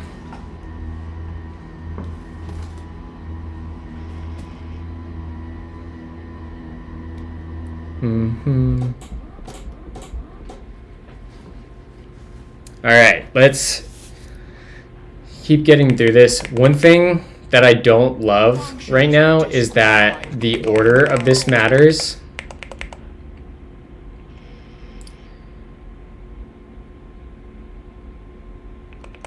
Which could cause a bug, but let's just keep going. Now let's go to our npm, and we're going to look in here. We can delete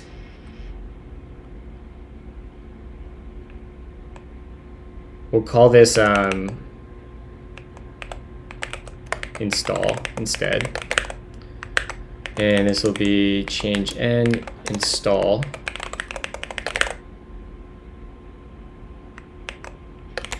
npm plugin install. Are we not building?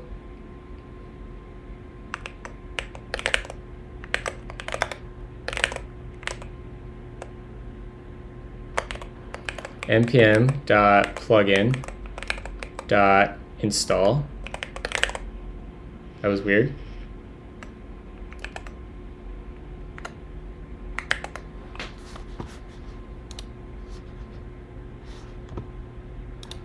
Okay. Intall. Nice typo. Classic me.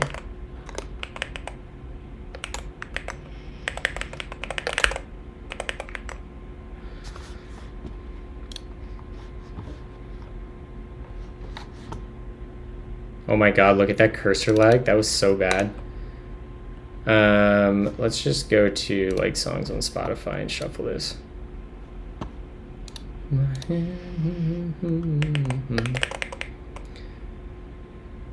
Thank you for the follow, Meligana. Appreciate you hanging out with us this morning.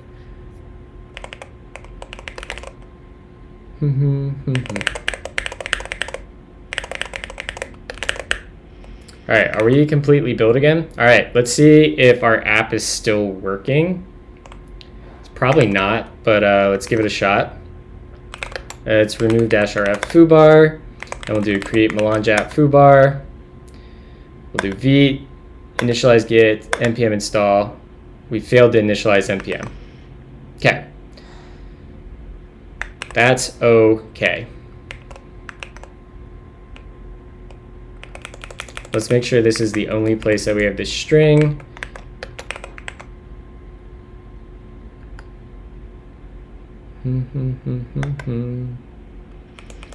Failed to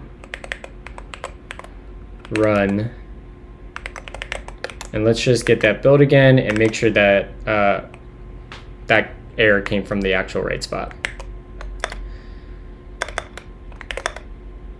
Yep, okay, failed to initialize npm.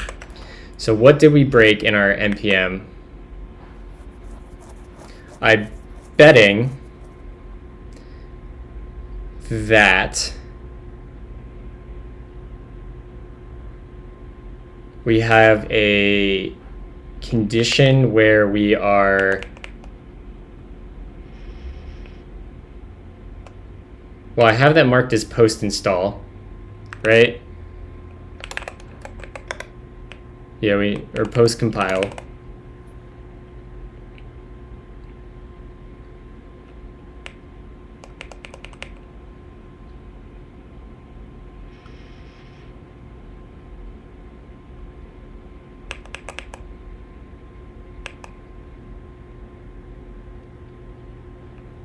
I think the problem is we're running npmi in the wrong directory. So our input is actually going to be a string. So let's change this. This is going to be our project directory. And this will be project dir name. Let's yank that. And let's say this has a current working directory. And that will be project dir name. And down here, we now have to go OK. And this will be context.configuration.name.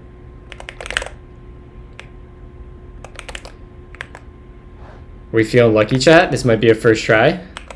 I'm feeling kind of cocky about it.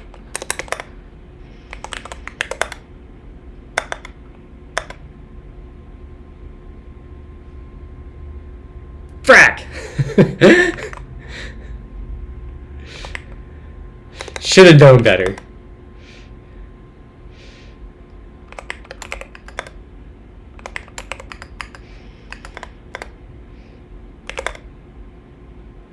Well, we got node modules made. I'm actually not convinced this messed up. That might have been a first try, just an incorrect error.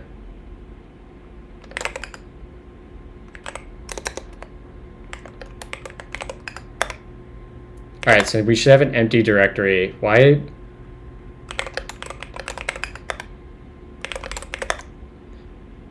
Okay, so let's try running create melange again. Yes, yes, yes. Compiling templates complete. We had no errors there.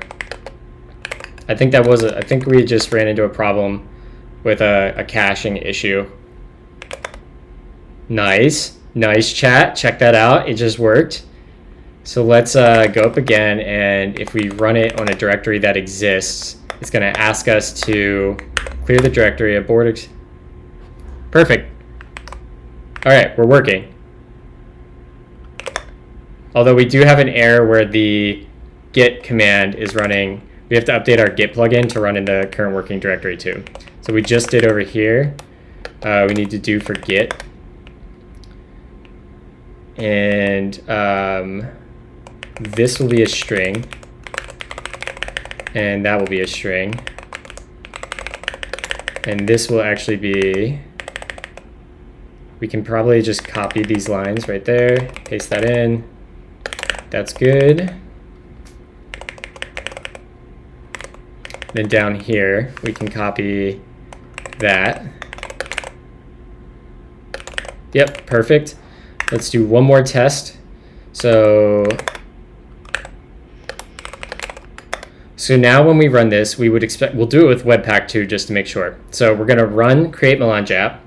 We're going to say that we want it to be, use Webpack for our bundler. We're gonna initialize a Git repository, and we're gonna run npm install. So at the result of this, we should be able to change directory into foobar. We should be able to see that we have a Git repository with all our files staged. We should be able to look at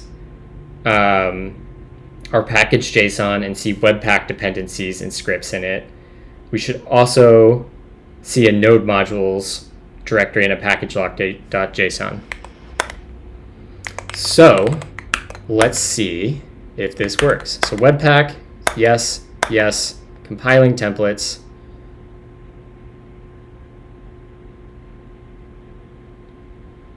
Okay, that looks good. Let's go into foobar. It's a Git repo. Something's not staged, so we might have something out of order here.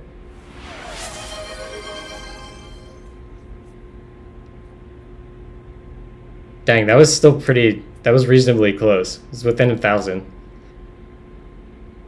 So we copied our Webpack file in the wrong order. So this is what I was talking about, having an ordering plugin or problem. Otherwise this worked. We have our node modules. If we cat our package JSON, we see your Webpack, perfect. Okay, so everything worked except for the order in which we copied our files. So let's go to our, is it engine? Yeah.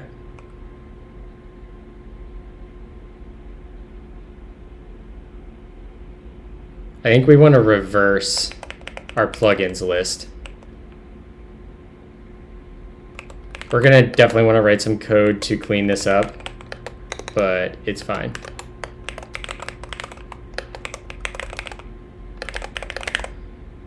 I think that should help fix it. Actually, let's just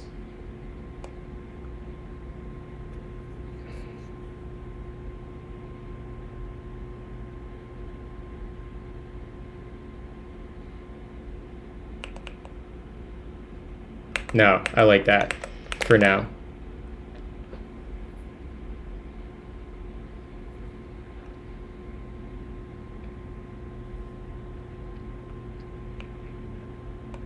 In fact, we should just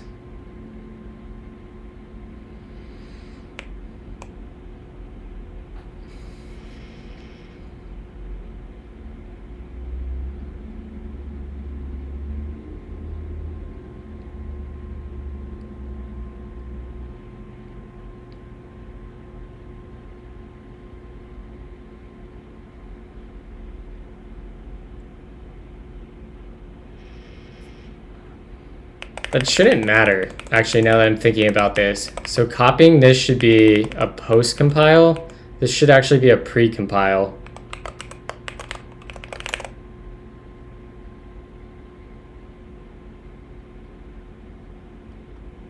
Yeah.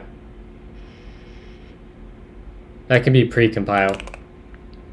Same with our V. That doesn't need, I don't know why that ended up being post-compile. That should be pre-compile. All right, let's see if that fixes our issue. And in fact, let's just go get rid of that list.rev that we did. And now let's come over here and do up. And we'll remove that. Create melange app, foobar. Yes, yes, yes. Okay, let's go into foobar. That looks good. There we go.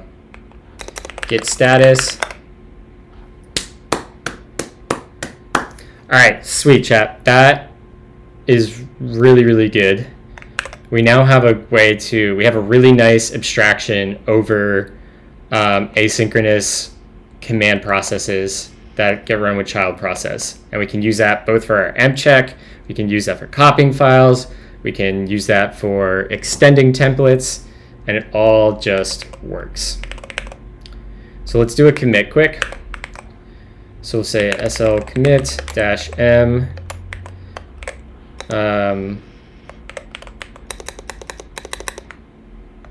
-a-m, and this is issue 6. Issue number 6.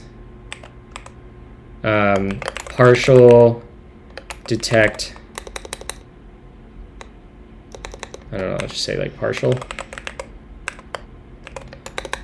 And we'll say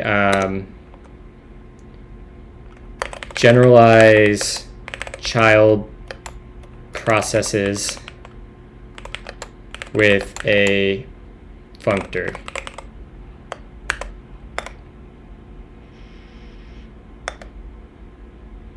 And we'll push that. And now we can go back to our dependencies up here. Where is that? mcheck dependency. And we want to basically go and make OCaml. And in here we want OCaml.ml. And we want node.ml. And these will be processes. Let's start with npm because that's an easy one. Or not npm, node. Are we building? Let's get in watch mode.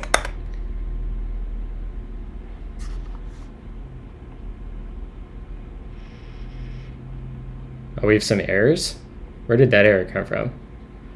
Oh, we overwrote. Right, okay. We can't name that node. Let's just call this node.js.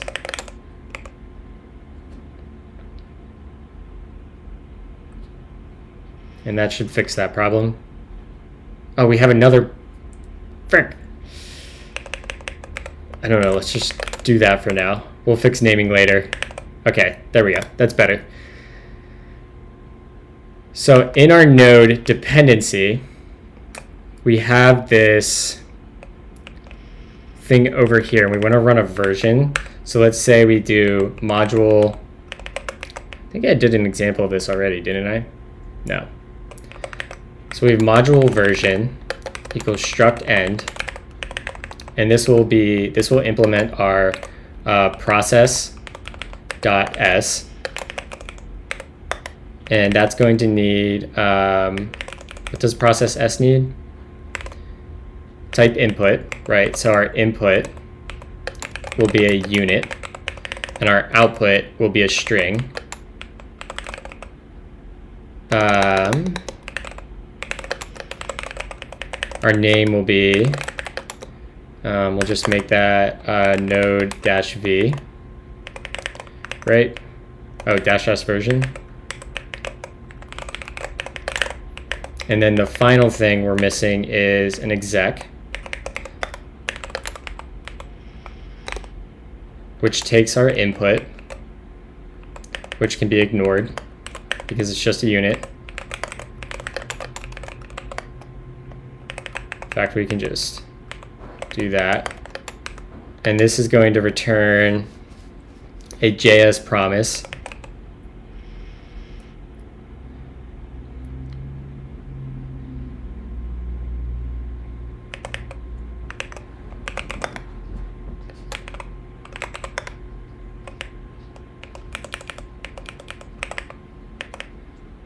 We want to copy. No, this isn't the one we want to do. What's a good example? I guess npm is a good one to copy. Install. Yeah. We want to copy this code.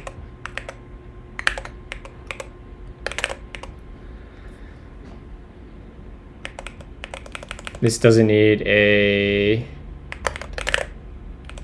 and this will be, you can use name here. Failed to get node version. Okay.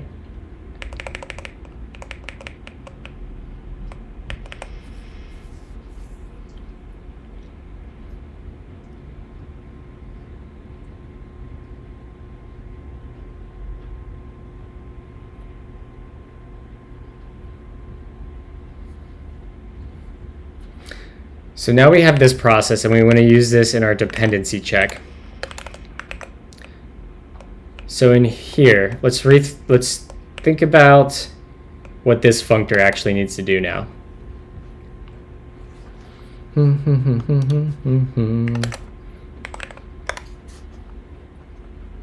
One second, chat. I want to update my webcam a little bit.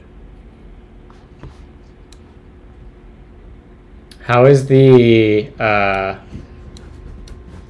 white balance on here? Actually, my camera looks pretty good. Yeah, it looks pretty good, actually. Cool. Okay.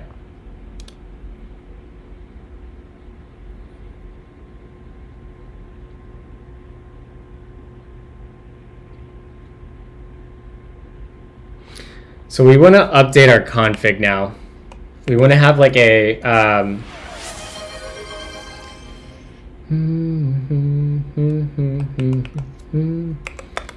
we want something like module config v2. Let's actually just drop down here.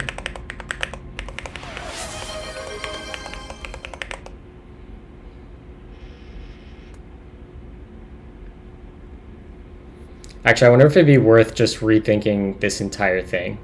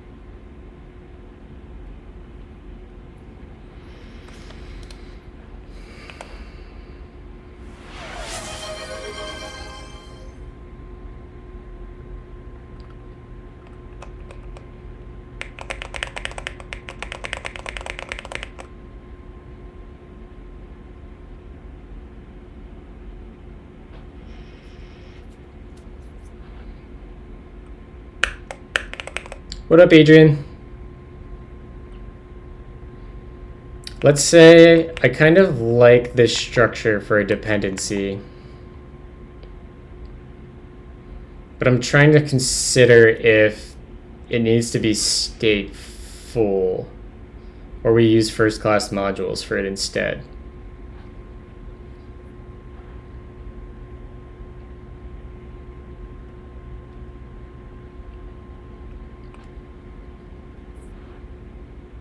Because how are we using this now? Let's go to our mcheck component. And in here, we say, we run an effect, and it runs our action, which we can change that abstraction. That's not super useful anymore, but we get a result, which is going to be a... So that does return, that returns... We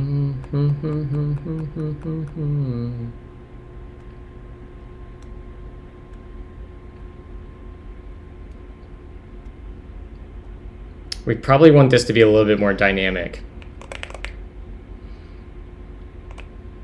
Yeah, so let's start from the ground up and not tie ourselves to our old implementation. And let's say dependency v2.ml. We're going to come in here. And we want to write, what do we need? What are our goals here? Let's just do some brainstorming. Our goals are, we want a way to validate that the user has a dependency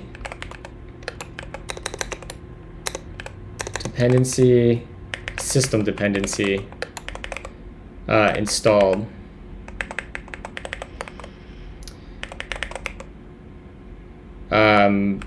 Dependencies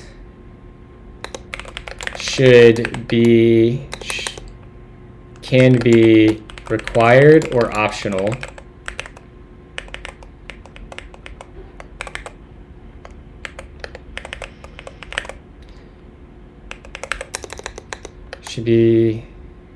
Can be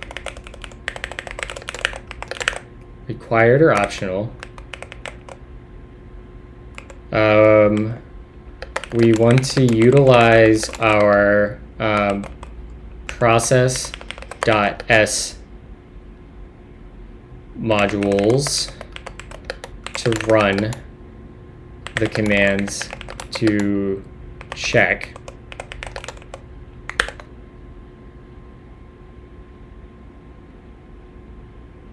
Some Blink-182. Let's go. Good morning, Meta. How are you today?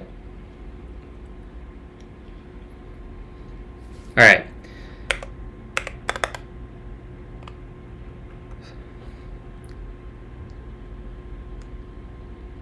We'll probably have our engine do this.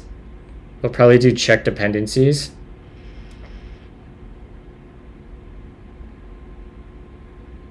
So maybe we move this into... Yeah, let's move this into our core. So let's yank that into core. Let's paste that in. And yes. Okay, come in here. We can actually get rid of the... So what does a dependency have? So let's say type S. This is going to get too heavy. It's Ice 9 kills.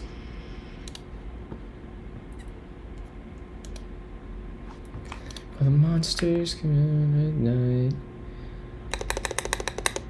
Module type S. Brain dumb, but otherwise good. I feel that. I'm like really tired this morning.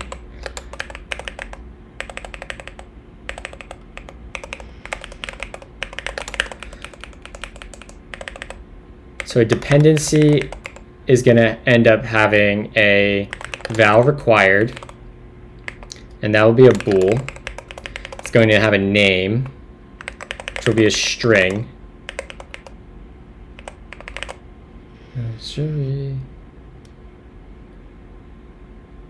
We could have like a constraint.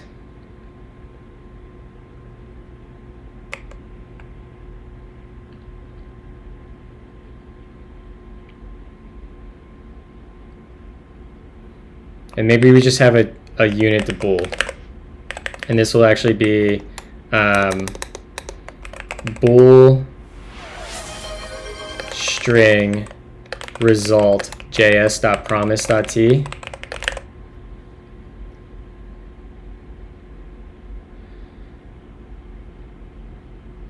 Okay, you're tired and my tired manifest themselves in completely different ways. I can just feel it in the way, like even the way I'm communicating with y'all, I can feel like I don't have my normal energy. In fact, I should go make my other coffee quick.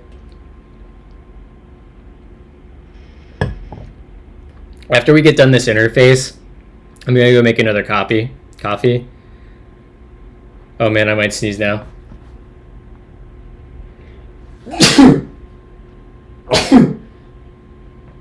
Oh. There was chat. There was the sneeze.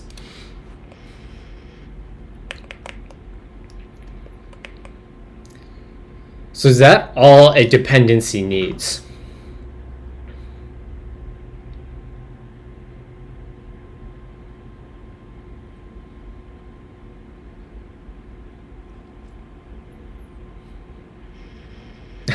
I'm gonna seize. My firmware is freezing up.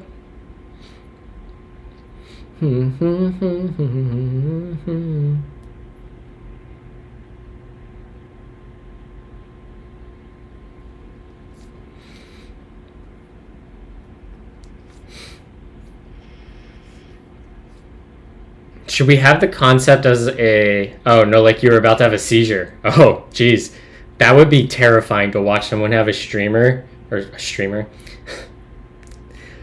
That's how you know I'm tired. It would be terrifying to watch a streamer have a seizure live. That'd be so scary. I have fortunately never had a seizure.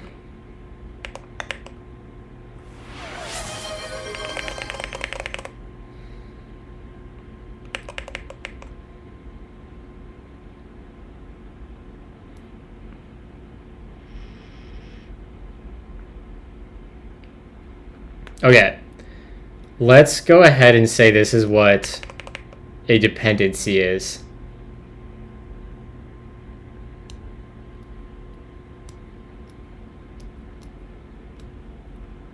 And like, I don't think we need to codify constraints because we can put that in the config. So if we do module config equals struct end, come in here.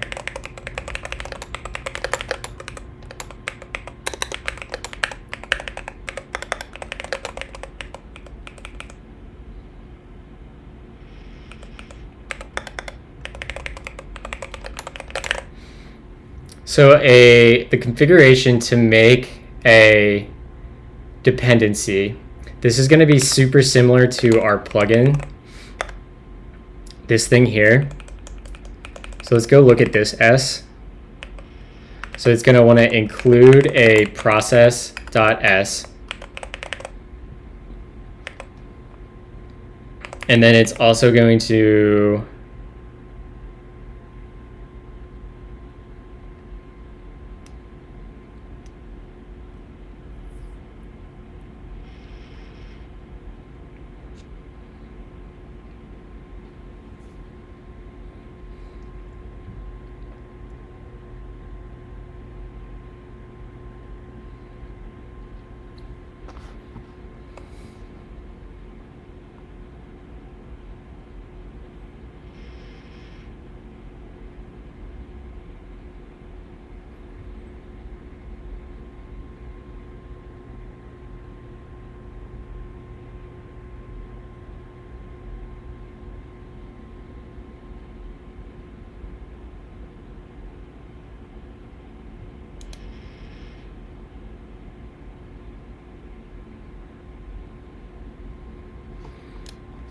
I guess this just gets a... Does our process has a name? Yeah. So this just needs a required, I guess. Val required is a bool. And then we can have a functor. Module make, and this will, I mean, that's kind of close. Let's call this and just see.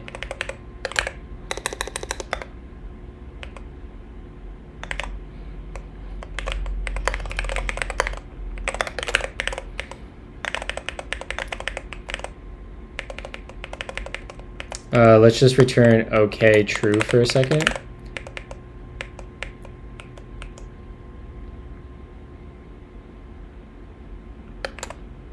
Okay, what's this upset about? Our config.s. You get a c.name.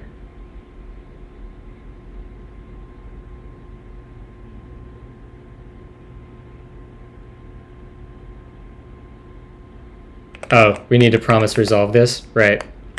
So we can just pipe this to js.promise.resolve. There we go. Okay, so that's a good start. So let's write let check v2. We'll do that down here, just not to make the type system unhappy. And we'll come in and we want to run.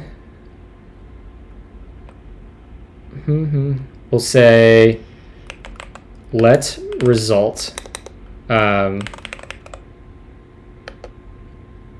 equals c.exec. This has input. Right.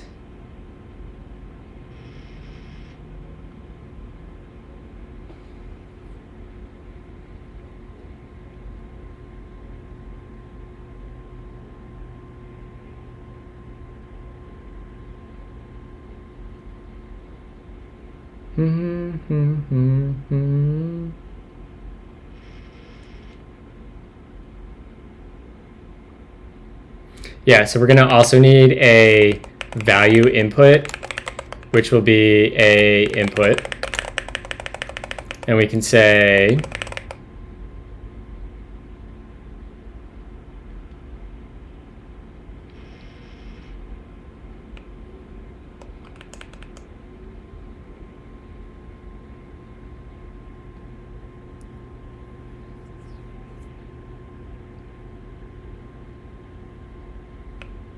we should be able to say c.exec c input in, and this should give us a promise. Yep. So really, we can go to delete to capital C, go to the end of line, change in word. We can pipe that into, actually we can come over here and yoink this. That's basically what we want. Paste that in. c.exec c.input, pipe that in, and we're going to resolve just true. And we can delete that, delete end. There we go.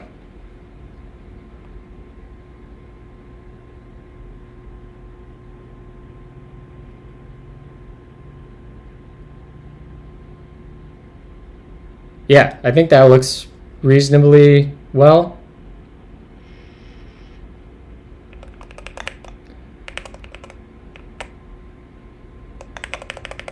So then if we want to actually make one,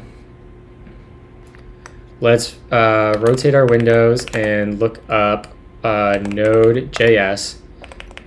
So we want to make a dependency.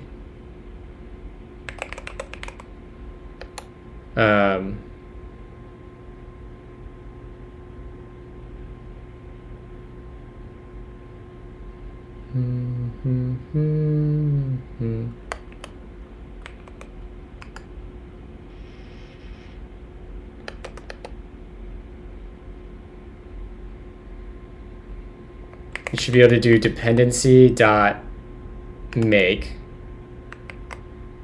That is definitely not the right type.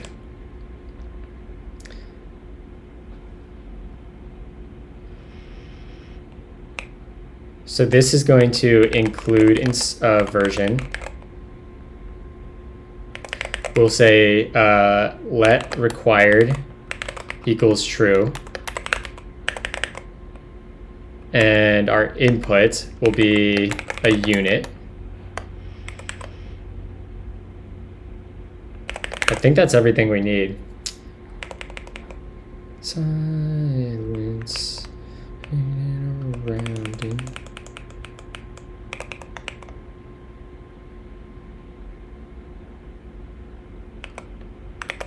What would we mess up here, chat? Required input, the version. Oh, right, we need to say with type input equals unit and type output equals string. That should percolate our types through. There we go. Okay, so now in our code, we should be able to be like dependency.check. That's pretty sick. That's pretty sick, chat. And that will give us a promise result.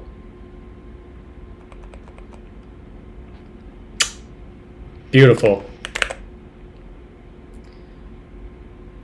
We also want, this isn't completely finished. We want a help message too. If we go look at our old dependency stuff, we have like these help messages. I think we want to stick with that. So let's yoink that.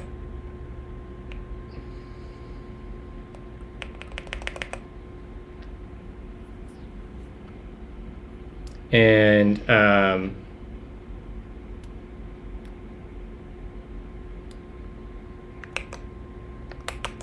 we want to say, what do we want to say? We'll have val help, and that'll be a string.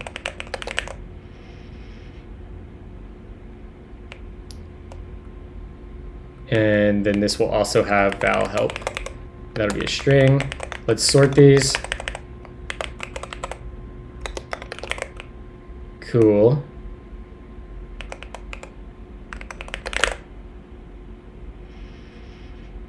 Sick.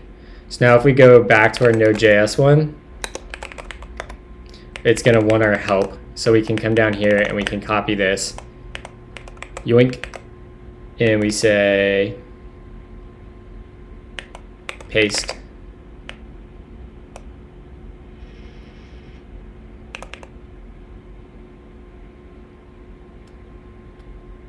Okay, this works well, right? Because we can do in our component, or in other code, we can say dependency.check, right?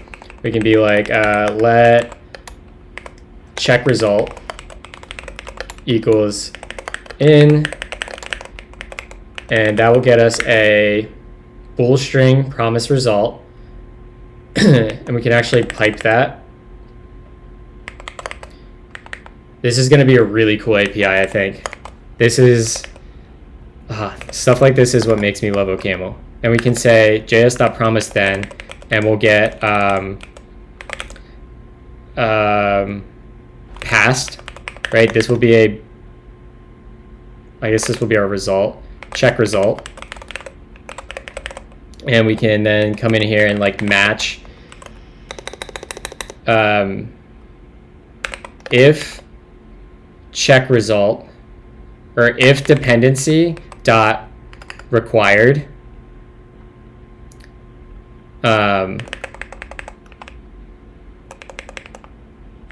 if dependency is required and the check result is an error, we can bubble it up. Yeah. This is gonna be sweet. This is gonna be super dope. Let's go write the rest of our dependencies. So we have Node.js. Now we want to go to OCaml. Let's open OCaml over here.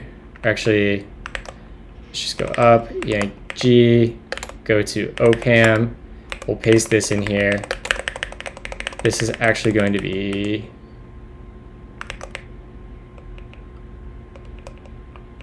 OCaml.version.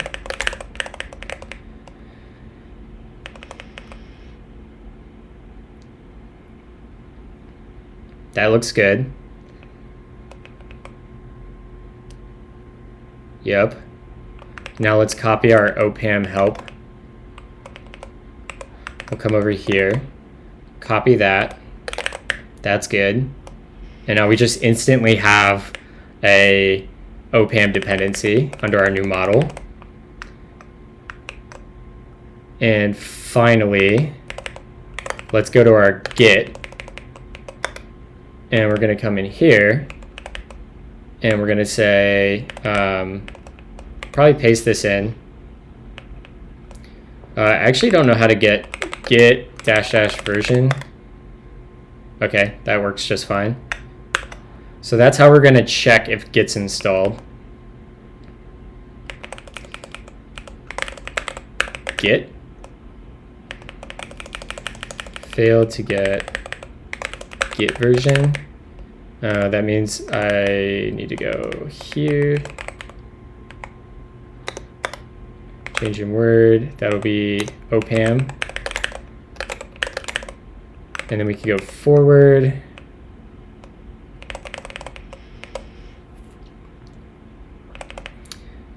So let's copy this, and we're going to have ChatGPT write this for us.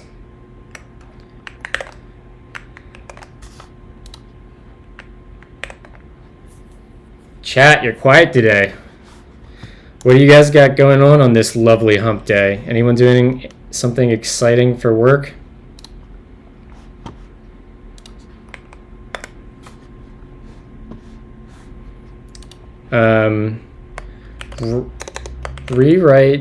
Write a new help message in this format and style, but for Git. Also add context that Git is not required.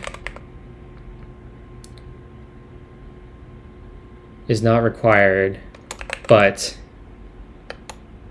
the user won't be able to initialize a Git repository. Troubleshooting SSR's environment provisioned by Terraform and Puppet. Oh Lord, that sounds horrible. What's your SSR backend or tech stack?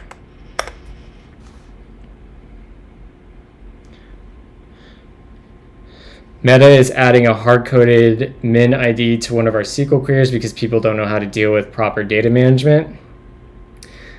Are your IDs sequentially increasing numbers, Meta?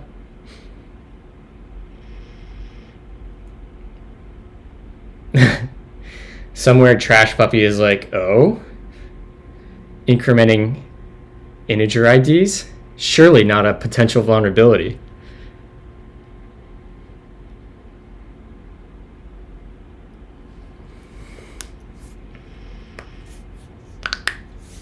Wow, ChatGPT is taking forever.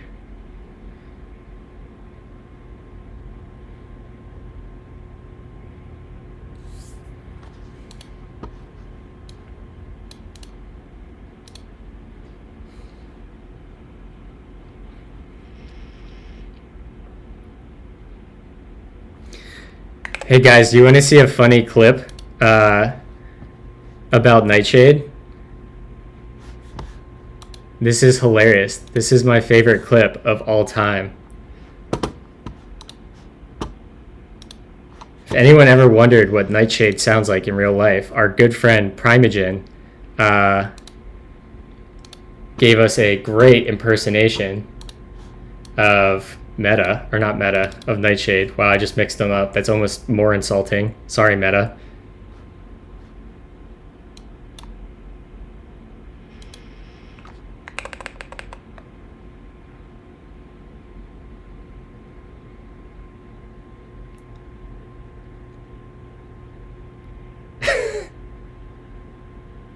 Oh, one more time.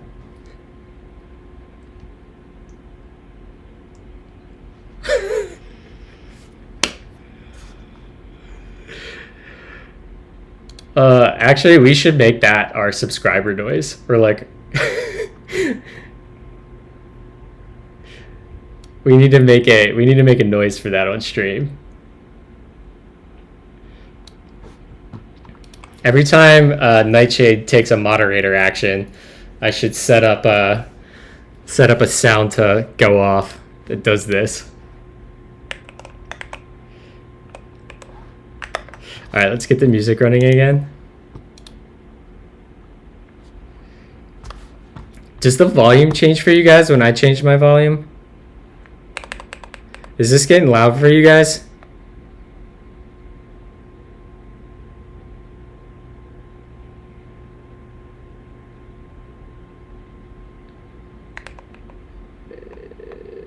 Is the music louder than it normally is? Or is this just in my headphones? I can't tell.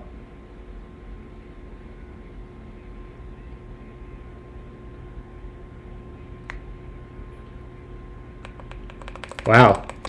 I've been operating under the impression that changing my system volume impacted you guys, and I was always intentionally listening to my music quieter. And now I feel like an idiot. I'm a professional streamer. Very good at this. And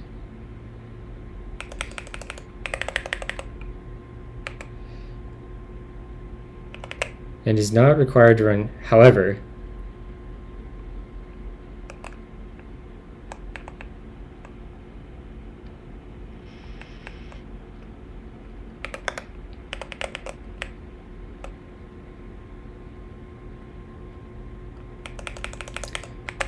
we won't be able to initialize a Git repository for you. Okay, that looks good to me.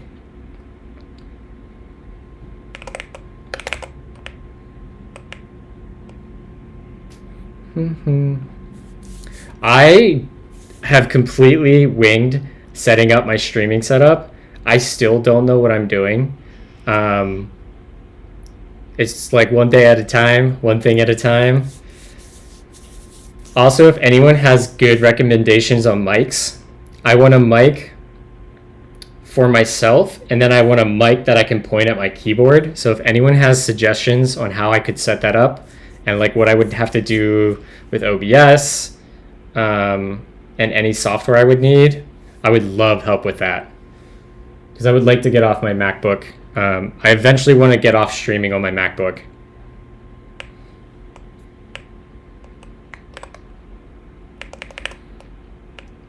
Okay, so we have all our dependencies. So now in our engine, we're going to add a check dependencies.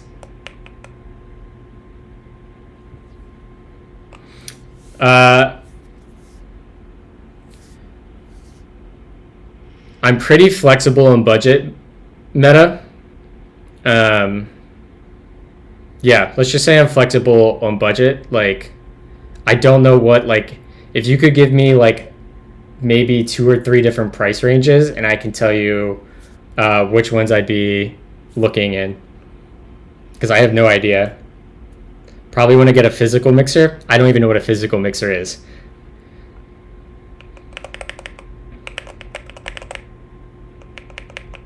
Yo, Ryan, we should do like a collab stream sometime on like Elixir and OCaml. I don't know what we would do, but I would love to hang out and figure something out. I think that'd be fun. Do you write Elixir for work?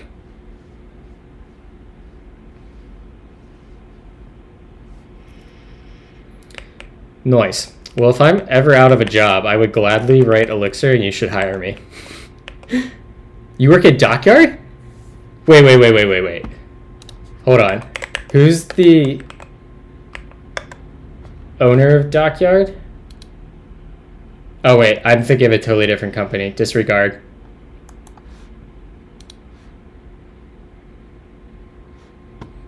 I thought Dockyard was a one of the Docker consultancies. But this looks sick. I used to work for a consultancy. I worked at Formidable, and like without a doubt, like doing consulting was the best thing I did for my career. It made me such a better engineer holistically. And I would say my hot take is that a true senior staff or principal level engineer, like, it doesn't come down to skill. It comes down to catalytic skills or soft skills and being able to like communicate effectively, get buy-in, empathize with users, product owners, the business. Brian Cardella, Chris McCord, Dr. Creative Phoenix. Dude, that's awesome. So you've got quite a cool group of people in your network. That's sick, dude. So Meta said for main mic 150, 400, or 400 should get you.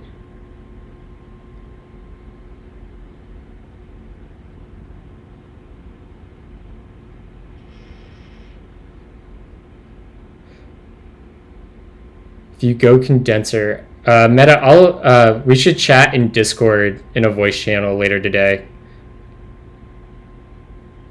That's sick, Ryan. Yeah, both of those are definitely within budget for me.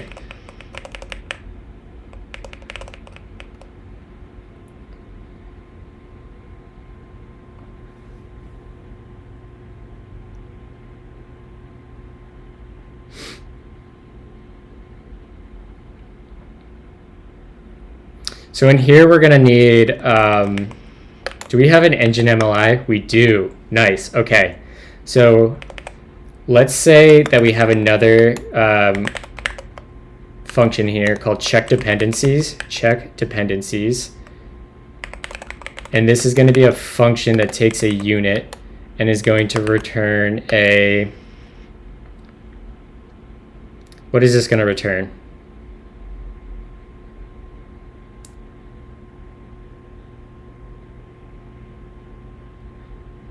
We want to return like, welcome back, Cypher. This was iRobot by John Bellion.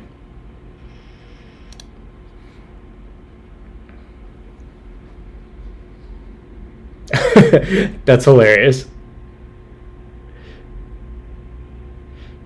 Is Dialyzer, is that one of the ORMs if I remember? Or is that the thing that like helps generate docs? I wrote some Elixir a couple of years ago. Static type checker? Gotcha.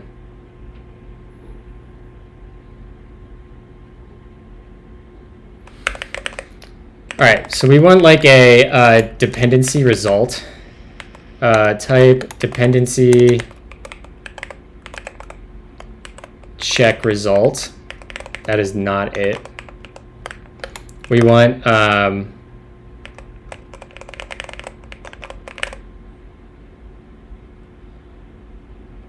what do we want to communicate to the functions describe the world?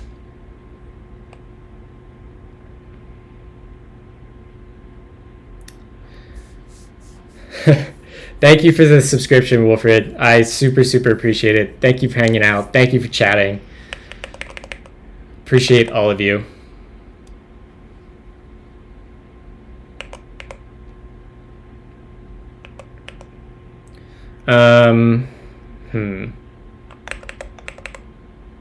So we have like a dependency check result, and we want like, let's say we have a dependency, and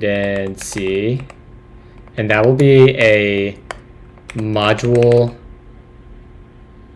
dependency.s. We do that. And then we'll have status, which will be we'll just say this is going to be pass or failed.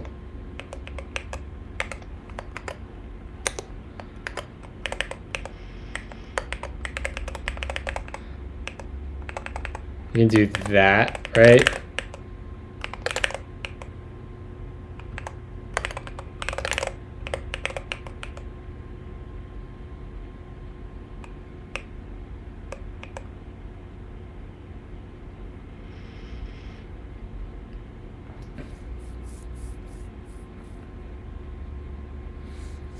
I don't know why people want types in Elixir. Jose is like, nah.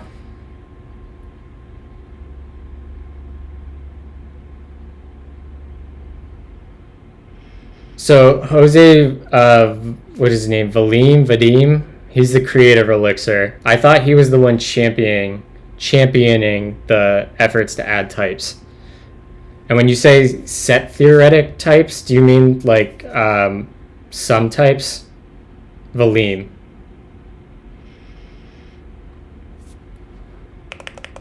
I mean, I'm always a fan of types, so adding types to Elixir sounds like a good idea in my book.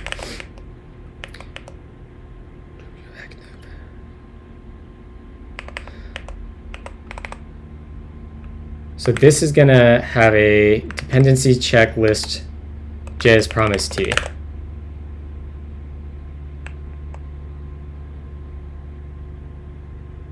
What do we do wrong here? Oh, that needs to be unit.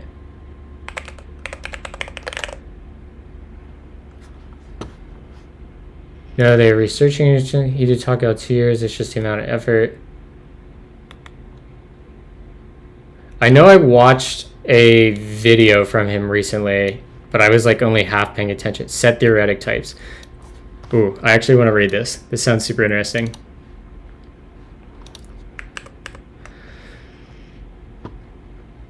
The type system we are currently researching and developing for Elixir is based on set theoretic types, which is to say operations are based on the fundamental set operations of union, intersection, and negation. Okay. For example, the atom is a value in Elixir that can be represented by the type OK. All atoms in Elixir are represented by themselves in the type system. Okay. A function that returns either OK or error is said to return OK or error, where the OR operator represents the union. Okay, so that is like making a sum type.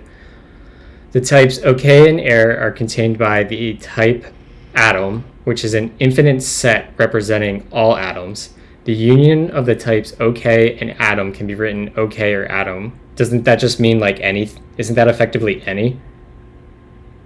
The type OK and error are contained by the type atom, which is an... Isn't this equivalent to any type? And is equivalent to atom. Oh yeah, I should have just kept writing. Yeah, okay, that makes sense.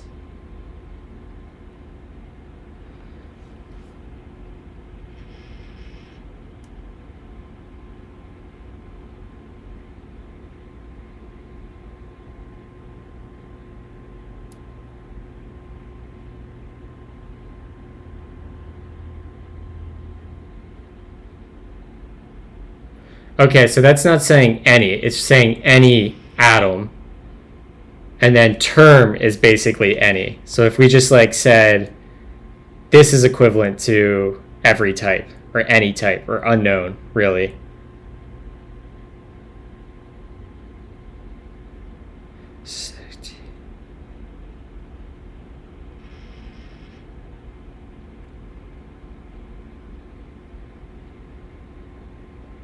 I need to read the rest of this paper. Thanks for sharing that. This actually looks pretty cool. All right, so we have our check dependencies now. Let's go implement this in our actual engine.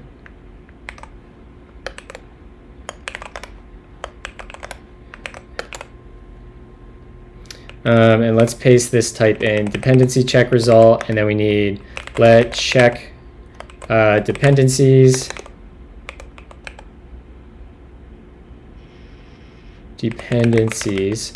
this is going to take a unit, and it's going to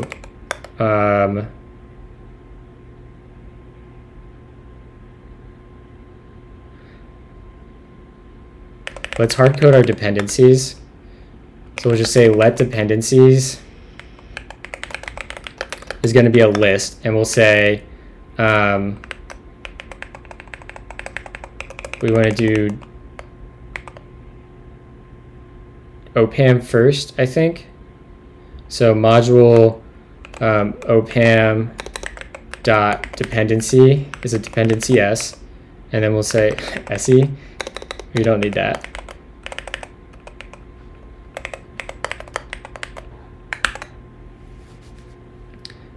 This will be Node.js, and then we need git module git dot dependency. Yeah, that looks good. Then in here we'll say we're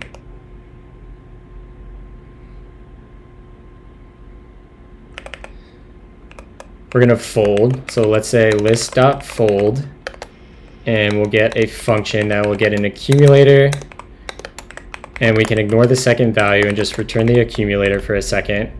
And we're going to say our initial value will be a js.promise.resolve. Whoa, that was so close. JS, yeah, okay. Fold left.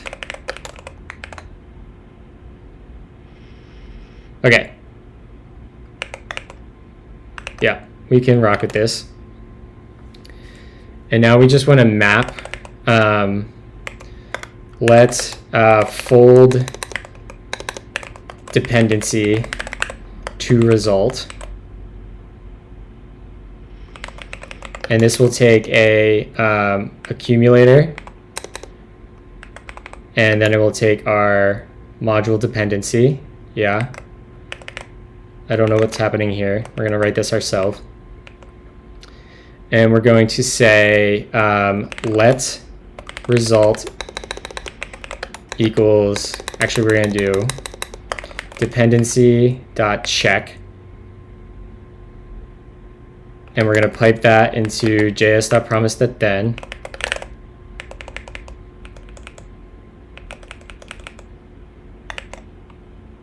This will be check result. Let's delete that, and we want to close this up quick, and we'll say match check result with, if it's an error, we're going to say js.promise.resolve, and we're going to make a, yep, just like that. And in the case that it's okay, I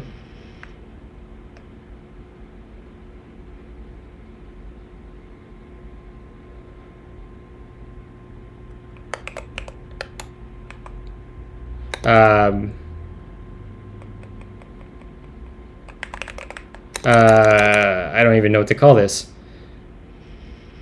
Dependency check, what do you call this? Is installed?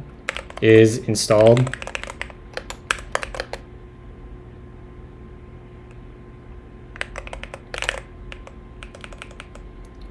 All right, what's this upset about?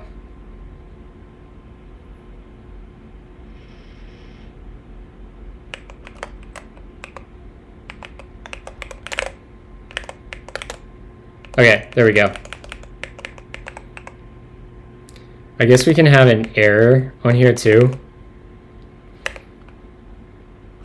Failed, this can be failed of string, right? And we can go ahead and just say failed error.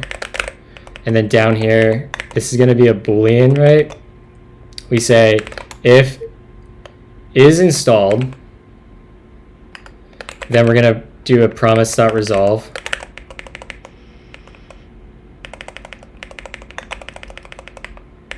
Let's just fail with here. And then in here,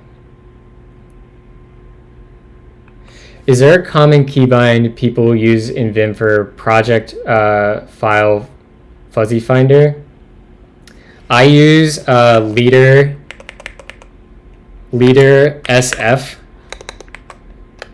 Open, Jesus, I can't type. Leader SF, and SF is search files. Like in my head, that's the mnemonic.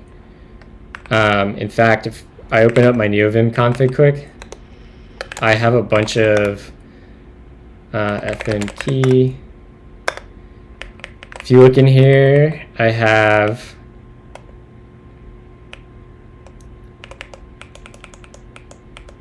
so it'll be like search word, right? Like this is how I think about my mnemonics.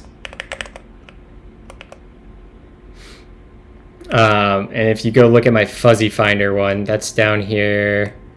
In here, yeah. So like if I want to search the help docs, I press leader SH. Or if I want to search for the current word in the current buffer, I do SW. Or if I want to grep, I do SG.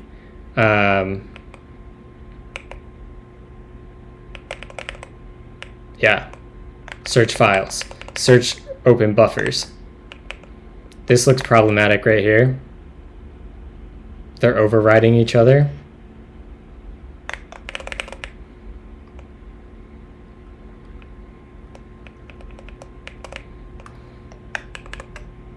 I use spacebar for my leader meta.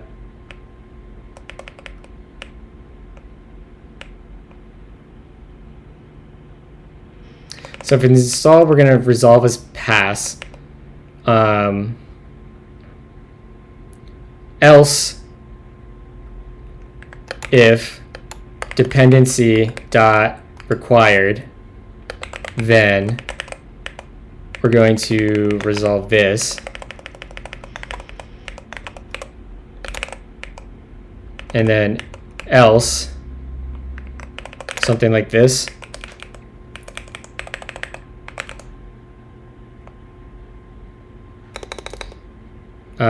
Fail.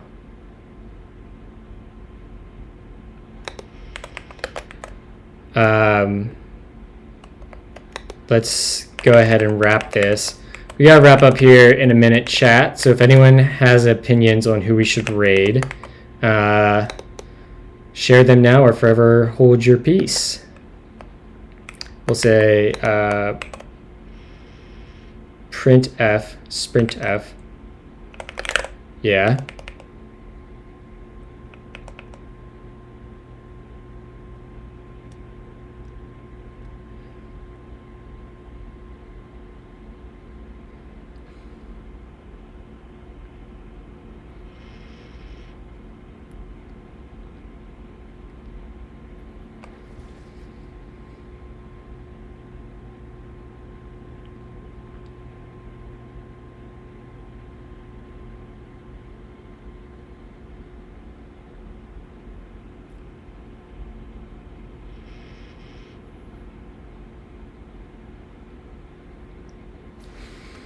Maybe our dependency result type, rather than putting the module in here, we'll say this will be a name. And we'll say this is a string, and then we'll also add required.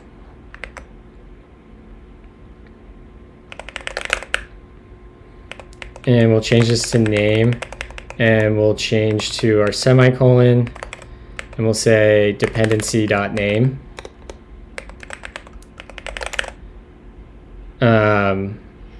And we'll also say required is that.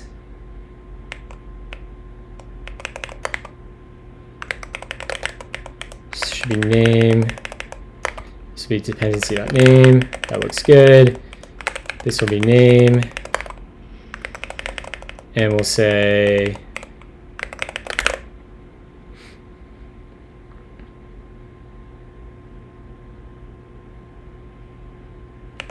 We actually don't need this check here.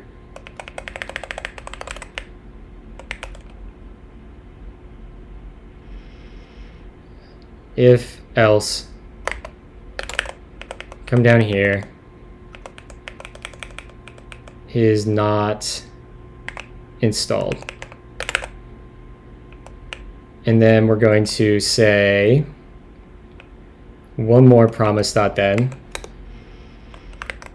We'll get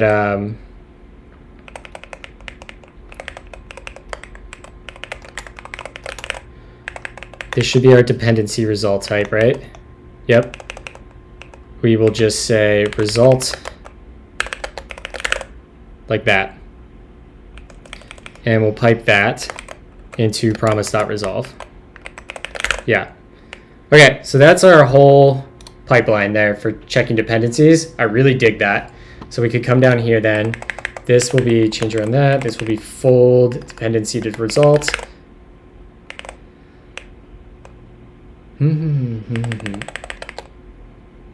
Why is this upset?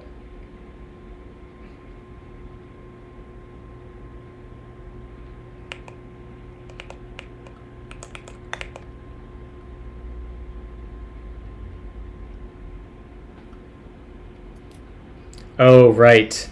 This is a promise.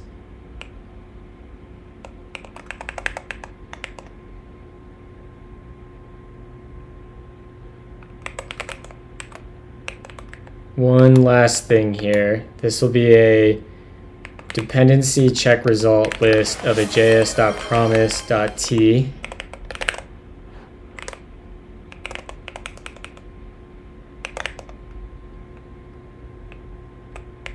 So really we want one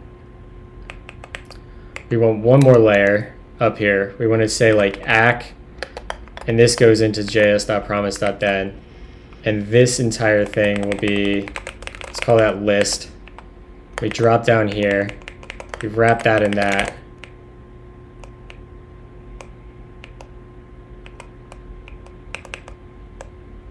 And we can, oh, we don't actually need to do that.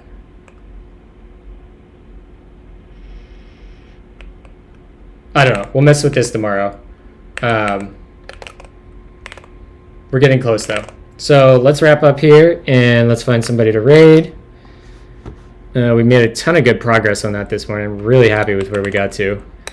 That's going to make a bunch of other stuff so much easier to do. We got Ben Holmes. We've got some coding guy. We've got Brooks. We're not going to raid Christoph again since we already did like twice in the past couple days. Do we want to go to an Astro stream, a looks like Python stream, or a Rust stream?